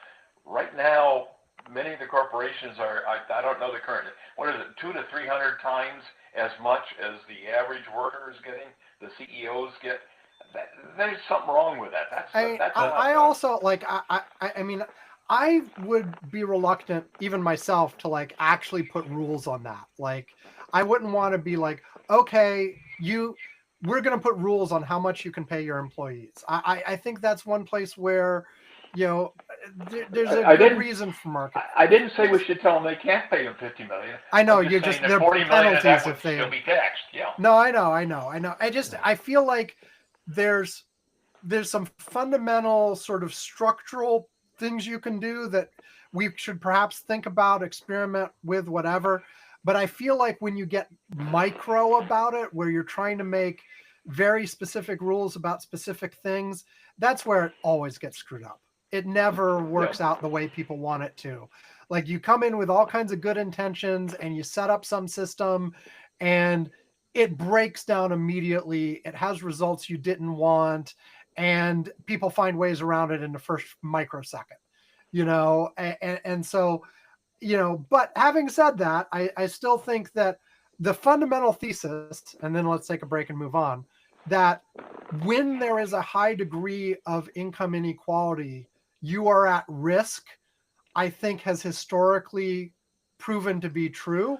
And so, like, you either accept that risk and at some point it collapses and you just say, that's a natural cycle of things, no worries.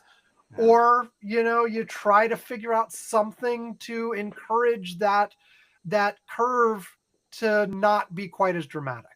Not to be flat. Flat would also be bad, I think, but not to be quite as dramatic. Yeah, I don't know if income inequality, or at least the Gini coefficient, which is representation of that, is anything that you want to even use as a guide. Because if you look at this list, there's no rhyme or reason behind any of it. It's like you look at the countries at the top of the list and the ones at the bottom of the list, and there's no desirability on either end of that spectrum. I think I found the list you're looking at, and the one thing I would say right off the bat is the list I found is by income. I really would be interested to see what it looks like by wealth instead. Yeah. But yeah, this so another measure that I would want to use instead, or if you're going to use a measure, would be at least you want to look at it, is social mobility. Yes, that's a good one. So how likely is it that someone who is poor can move up and become wealthy? And that is another. I don't have a measure of that in front of me. By the way, I think, were you looking at the list of countries by income inequality on Wikipedia? I'm looking at the World Population Review. It's countries sorted by Gini coefficient. Okay, I think they matched up, so it's probably the same source. Yeah, maybe. But but no, I have heard that the social mobility index kind of thing that you're talking about has also been declining over the last few decades in this country, where if you look, 50, 60, 70 years ago, there was more mobility than there is today. Now, And when now does that that I- become a crisis? When does it not? I don't know. And now that I think of it, just off the top of my head, I think social mobility has a lot to do with just mobility in actual Physical location. physical location. And people are moving less. That I've seen recently in the news where people are actually staying put less than they have in the past. More than they have. Or more than they have in the past. They're moving around less than they have in the past. And part of that has to do with just the cost of living in the most successful cities has gone so high that it's not possible to live where the best jobs are.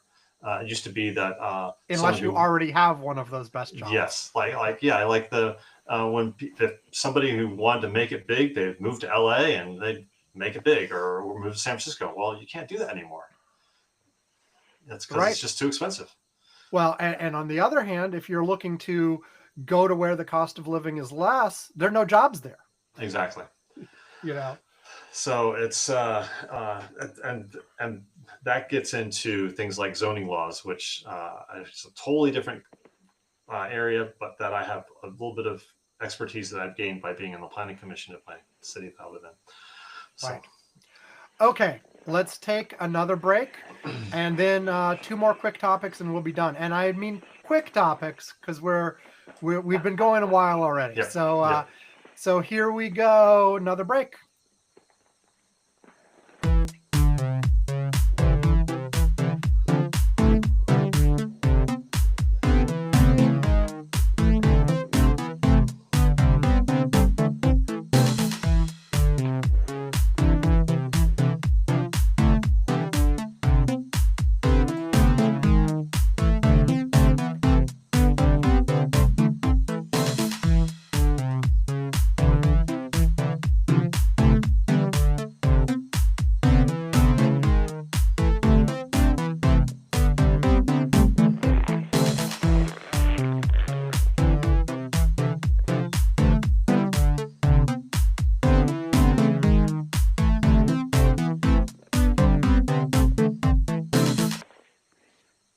Okay, we're back. And Bruce, what's your last topic of the night? Oof. Dang, I should have been looking. Okay. Where's your topics? Let's see. Let's talk about Venezuela. Okay. Yeah. So this is nuts that that we seem to be on the verge of a hot war with Venezuela. I'm certainly hoping that this is just gunboat diplomacy, but it's just infuriating and very disappointing that that the military-industrial complex seems to be winning again as far as getting a war started here. So, and this just doesn't make sense. I don't know if you saw the interview on 60 Minutes or the extended interview. I Trump on read 60 little Minutes. bits and pieces of this, but I did not watch the whole thing, and I did not see the Venezuela relevant part. So it's the whole interview. Oh, it's the "we're just going to kill people" quote, was that from? Yeah, that's part of it. Well, okay. I mean, it's totally fact free. Everything he's saying is just totally and untrue. by he you mean Donald Trump. Donald Trump, yes. And I listened to the extended interview, and I was thinking, wow, if there was any way to torture Ivan, this would be the way to do it. Make him actually listen to it. It'd be like, Clockwork Orange. He'd be strapped down in a chair, force him to listen to this. It's so infuriating that he has no understanding. Just as an example, so a couple of weeks ago, Putin and Russia announced that they have a nuclear-powered cruise missile. Yeah. And so, what does Trump announce? We're going to start testing nuclear weapons. Right. And no, that's not a nuclear weapon. It's a nuclear-powered weapon that Russia has. And Russia and the other nuclear powers are like, we haven't been testing. And so now that Trump has said that they're going to start testing, now Russia is saying, or Putin has said, all right, well, I guess we're going to have to start testing too. And Right. it's like this total idiocy because he just fundamentally understand does what not even understand happened. the most basic things. Well, and this goes back to over and over again. Like, I still have not seen counter evidence that he understands what seeking asylum means. That it's not people from mental asylums. Yeah. You know. Okay. Yeah. Well, that's the true. question with Trump always is, does he really understand? But he knows that a lot of people don't. And he says these things to create fear, antagonism, excitement, I and don't all know. the sorts of things that drive demagogues. I think I would give him that benefit of the doubt, like at the beginning of his first term, maybe sometimes. This way, I think he actually just has no idea. He has no idea. So just to step back, the situation going on in Venezuela is that Trump and the administration believe that the not Chavez, it's Maduro, is sending drugs and immigrants and criminals into Venezuela, and he's somehow going to stop that. No evidence, especially for the boats that are being shot in the water. There's no evidence. Even if they were drug boats, there's no way they could reach the United States. It's well, and even if they were drug boats, and not that anybody cares about legality, but even if there were drug boats, the legal thing to do is intercept the drug boats and arrest the people. Yeah, and even the law that they think that they're supposedly breaking is not is not a capital offense. Right. So it's well, and however, murder is a capital offense, yes. And one of the war crimes, capital offense, is whether or not the guy is a combatant. If they are defenseless and you kill them, that is a capital crime. In these boats are being shot with weaponry that they have no defense against. They are defenseless, even if they're guilty of carrying drugs.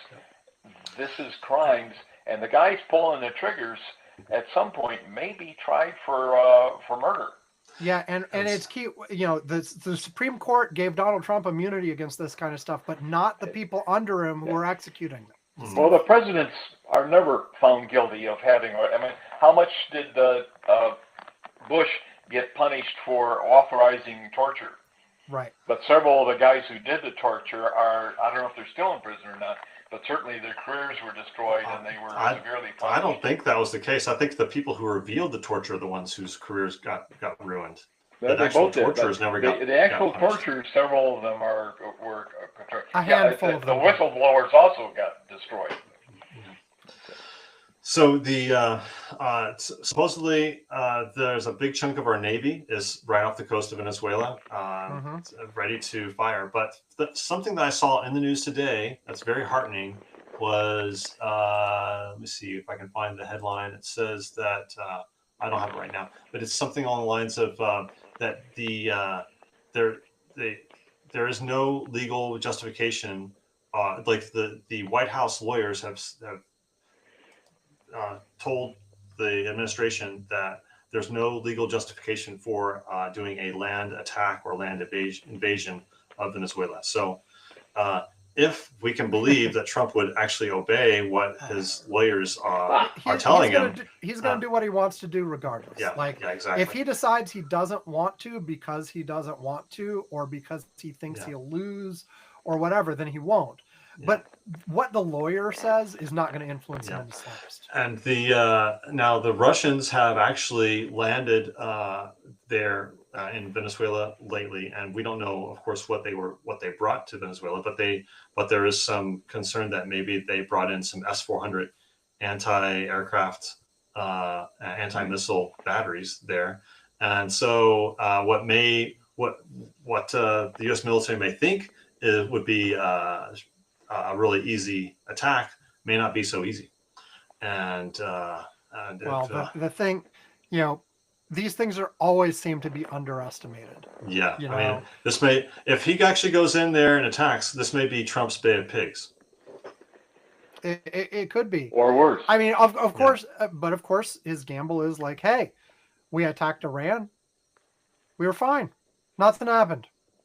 They politely asked if they could retaliate against one of our bases, and we said, yeah, go ahead. Yeah. And no one was hurt. And they already moved on. Maduro has actually offered everything. It's like Trump even admitted that that Maduro has offered him anything as far as even doing allowing American companies to do the oil extraction, and which of course is the real reason behind all this. I think is that it's a resource-rich nation, and Trump sees it and he wants to get some of it. Yep. So, well, I think Trump in general likes to, and this goes for all the tariffs as well. Mhm. He likes to threaten something in the hopes that the other folks will capitulate and give him what he wants. At the very least, get something he can claim as a win, whether or not it actually is real. But ideally, he also gets some stuff out of it. Ideally, not just for the country, but for himself personally. And then once he's gotten what he wants, then he'll back off whatever he said originally, and hopefully it never happens. The problem is these are always games of chicken. At some point, you're going to hit one of these where you end up stumbling into a real war, or you end up stumbling into real negative consequences of other sorts. Or Now, maybe you could end up being defeated, kind of like look what is it? Yemen. Yemen basically forced the U.S. to retreat. Yeah, I mean, look, and I don't know the specifics about Yemen or what the battle would look like, but the key is Donald Trump likes to play risky games. And a lot of the times when he plays the risky games, you end up coming out on top. You end up winning the exchange. And again, at least being able to claim the win, even if objectively the facts on the ground, you only got back to where you were. Like in many of these tariff situations, he hasn't actually won anything, but he's gotten the other country to say, oh, yes, Mr. Trump, we're giving you this, this, and this. And he's like, great, I won. Well, it turns out they were doing those things anyway, but whatever, you get to claim the win. But at some point in one of these, you're going to go a little too far. You're going to stumble. You're going to get in trouble. Something bad will happen. And some of the potential negative consequences are really bad. And, and every time Trump manages to do one of these gambles and play Russian roulette and not shoot himself in the head, people are like, oh, wow, look, he's winning. What a genius. I gotta think at one of these points, one of these things is actually going to go badly for him. And it's just unfortunately, he's not the only one who gets hurt in that situation. I mean, arguably, COVID response was one of those where he mishandled a bunch of it, and things went badly. And that's probably the main reason why he lost re-election to Joe Biden. If there hadn't been for COVID, he probably would have been reelected. No problem. He shouldn't have shut everything down. Let's not argue. I don't think that's the thing he did wrong. I think there's other things he did wrong. Yeah, we'll but disagree he should have shut more down. Damn it! But no. But yeah, I just we've been lucky so far. Most of his gambles have not had as horrible. Even when they've had bad results, they haven't been the worst case scenario. And yeah, I don't know if we'll continue to be lucky. We'll see. So it's kind of crazy because next week I'm going on a cruise to the Caribbean, and it's if you look on the map, it's not that close, but in a couple of months, my mom is going on another cruise, and she's going down to the ABC Islands, which are right off the coast of Venezuela. You can literally see Venezuela from Aruba. She's going to be down there, and so it's like, are they really going to have a war with these cruise ships nearby? You can sit there you can sit there on the deck and watch the fireworks. So oh man, you know, crazy. people did that in the Civil War. They went out and Oh. picnic and watched the battles and stuff like that. Yep. Very true. But yeah, I mean, cruise ship better not get in the wrong place at the wrong time, you know. Yeah. But okay. Moving on, Ed, your last topic. But real quickly, the Supreme Court heard the tariff issue today, and the speculation seems to be that they may say Trump could not enact those tariffs. What happens if indeed they do that? Now we've collected something in the range of $50 to $80 billion in tariff money. That will have to presumably be returned to the people who paid it, which is mostly United States corporations, I understand. Yes. What sort of an impact is that going to have on anything? It'd be a stimulus. So first, could be a stimulus. Yeah. Those CEOs will get $1 billion salary. Huh? Yeah. First, one thing, it'll be a while yet. I think, Bruce, you had shared something under Curmudgeon's Corner Slack where there might be like, you know, a result before the end of the year. Most people I'm hearing are saying that probably not till June, actually.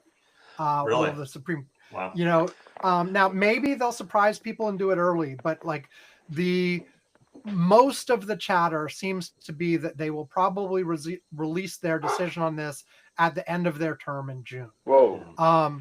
And that's so another couple $100 billion in tariffs collected.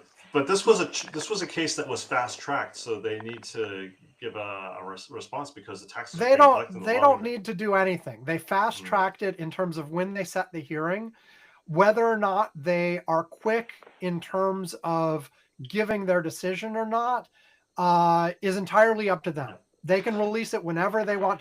Now, and here's the thing. Here's why I think most people are thinking. They did seem like in the oral arguments, it seemed like there were probably 5, maybe 6 votes to say that Donald Trump couldn't do this. Critically, it's not that he can't do this at all.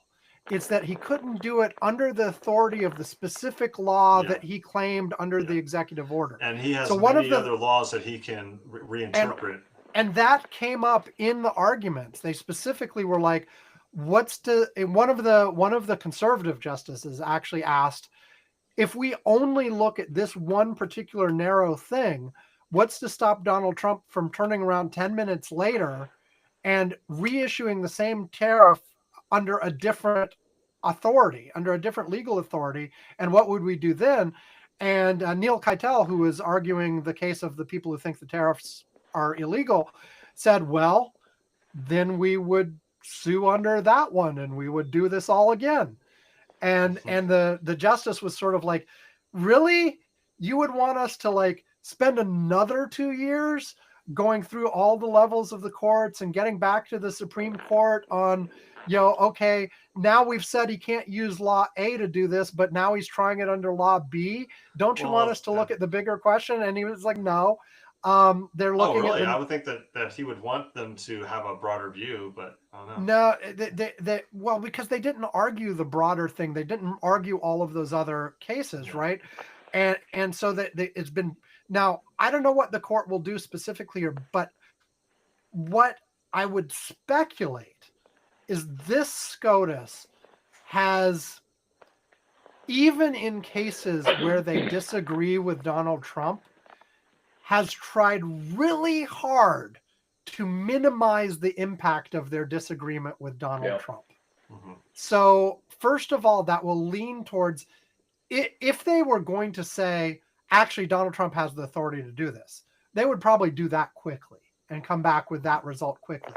If they're actually going to go against Donald Trump, they will delay their decision as long as they possibly can. And then they're going to jump through hoops to try to make it as narrow as possible, to give Donald other things that he can do and make it very specific to this scenario so that they go against him, but with as little pain to Donald Trump as possible in this scenario. And so you probably will get the thing where the next day Donald Trump reissues the tariffs under something else. They also were really worried about the unwinding and the refunds and all that, because one of the things is they had the option to pause all the tariffs until this went through all the courts. They did not do that. They let the tariffs stay in place. And now they're worried that the longer they go, the more has to be unwound. So they are worried a little bit about the mechanism of that. And Neil Keitel didn't quite say this, but it was obvious that like the implication was, well, if you're worried about that, you shouldn't have let these stay in effect while this goes through the process. That's You right. know, Yeah, and this whole idea of the president having this singular authority to impose tariffs at will just goes completely against the whole idea of the Constitution, that of the separation of powers. And now it's true that Congress has given up its much of its powers by enacting these laws. Well, then what really needs to, I'm sure what the SCOTUS would really like to do is to push it back on Congress and saying, hey, you made this mess. You need to pass laws to actually pull back that power, which they can certainly do. In this particular case, the argument is that the specific law that Donald Trump cited talks about all kinds of things, but not tariffs. Yeah, and true. that it's a stretch of the language to include tariffs within this particular law. That, but yeah, I mean, Congress has shown no appetite to pull anything back from Donald Trump. And that's why I'm so worried that when President Newsom comes along, he's not going to be a favor of removing or removing any of the powers that Trump and Biden and Obama and Clinton and Bush have all pushed gained through the presidencies. One of the specific examples that one of the conservative justices asked of the representative of the Trump administration is, so what you're saying is if a future Democratic president decided that we need 100% tariff on all imported gas cars, that would be fine. He could just do that without any congressional authority, without anything, because that's equivalent to what you're claiming here that Donald Trump is doing, just on a different issue for a different reason. Yeah. And in fact here, and I mean, the whole thing with Donald Trump is he's not even having reasons. It's almost just his whim on a day-to-day basis. He's using it as a negotiating tactic. So yeah, it's really horrible. And so it's kind of a flaw in our system in that every president gains new authorities by pushing back on norms. And these norms are never actually enacted into law. And so when it's actually challenged, the Supreme Court says, they can do it because there's no law against it. And so so when President Newsom comes in, he's not going to say, oh, I need to remove these powers, because he's going to want those same powers for the things that he wants to do. And so I really have no hope that this will ever be reversed.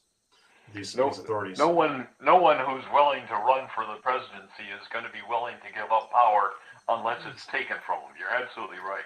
Yeah.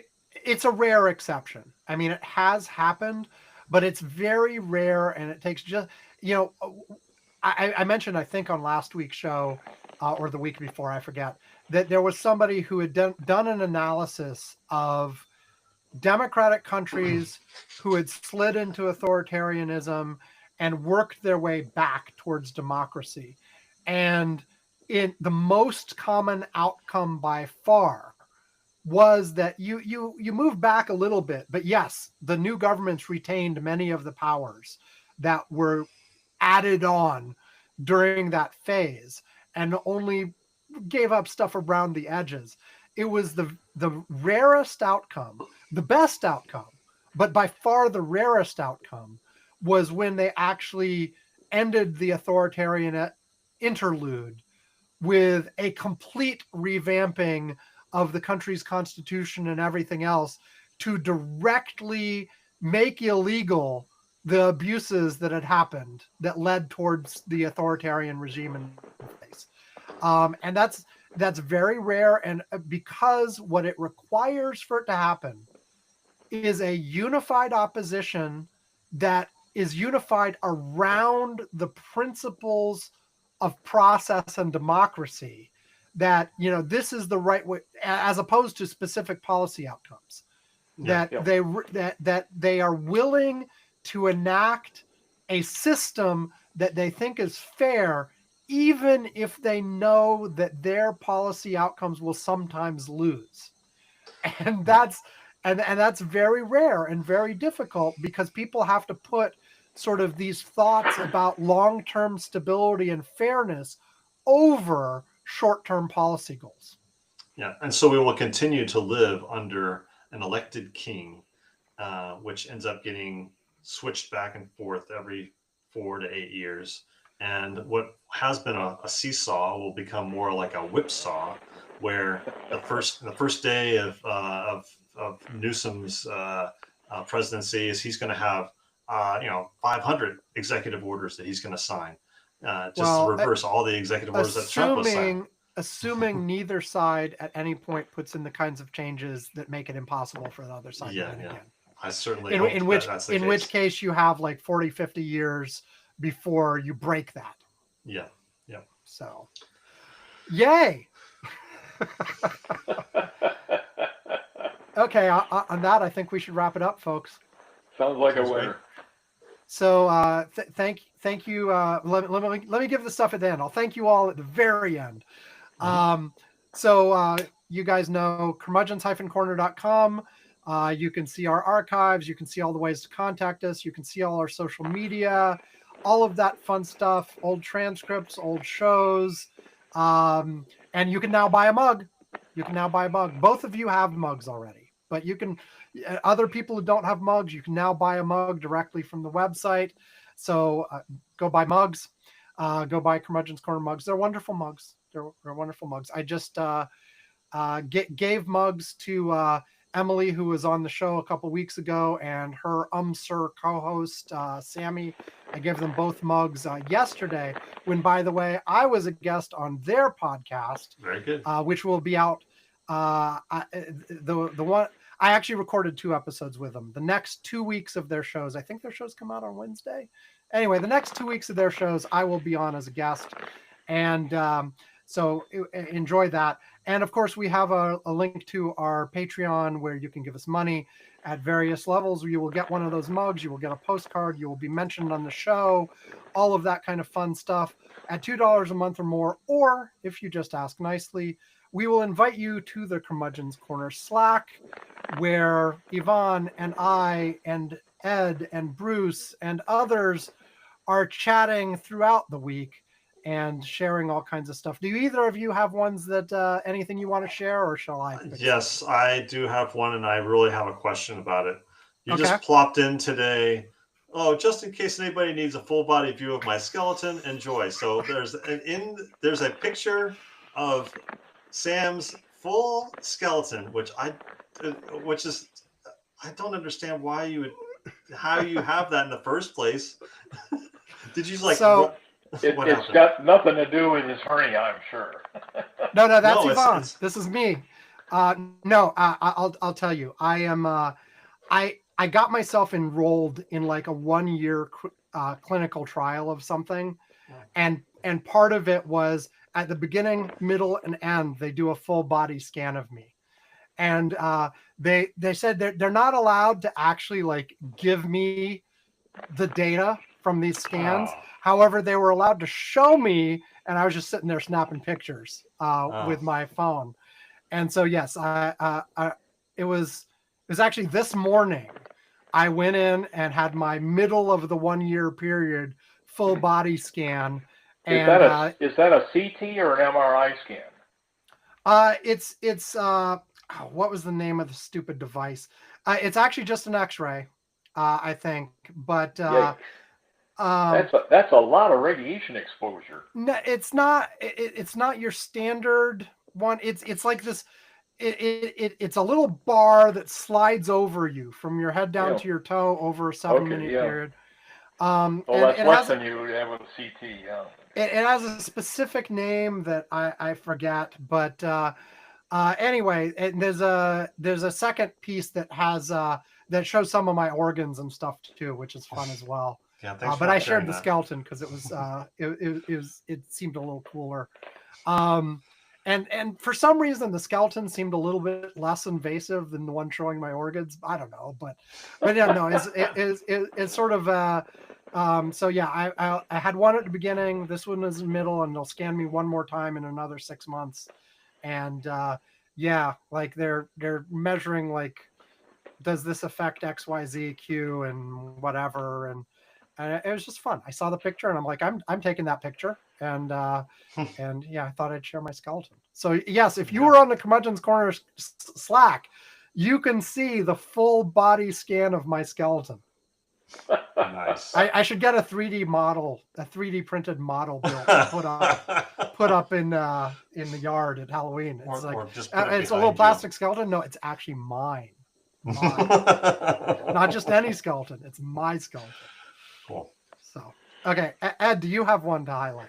The only one I noticed is that you posted yesterday that apparently Australia is now generating so much solar electricity that they're starting to give it away and exporting it. Yep. We're not going to have that problem here, I don't think. It's not so much exporting it directly. They were going to make electricity free for the peak midday hours, where they were generating more solar energy than either was being used or they could store in batteries. So they were generating in excess. So during the hours that they are generating in excess, they were just going to give it away for free. Sounds like a good place to set up a Bitcoin mine.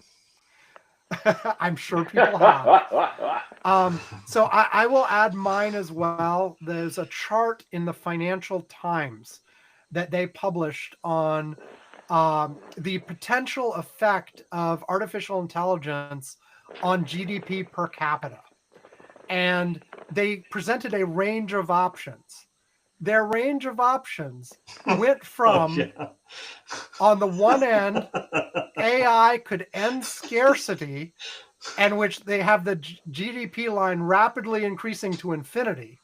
Had it going up to $500,000 per person. Yeah, well, that's the top of the chart. That was after just a couple years, and it continues to go up from there. Yeah, true. At a very steep angle. The other extreme was AI ends humanity.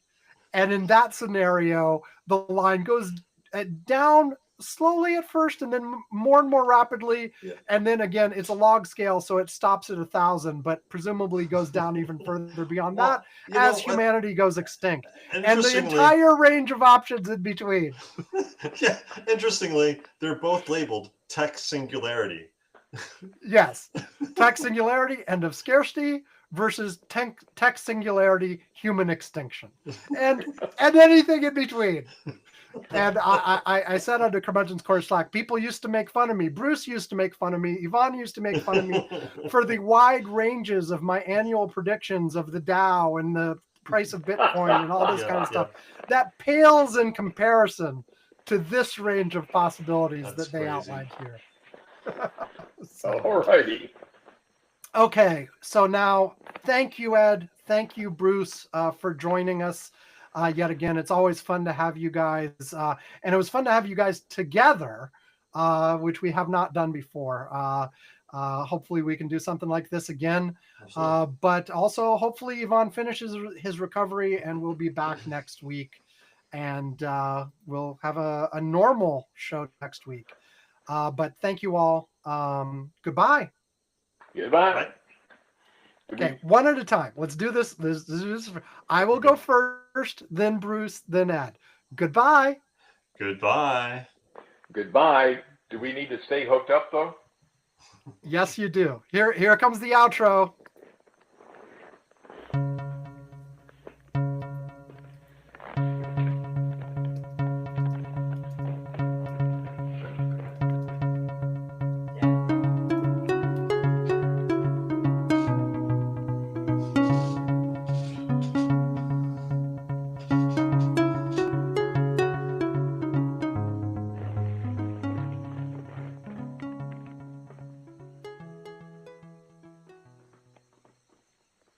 Okay, thanks again, everybody. So I'm gonna hit stop, and then you all wait for it to say 100% uploaded, And then once I verify that all three of us are 100% uploaded, then I'll say it's okay for you to hang up.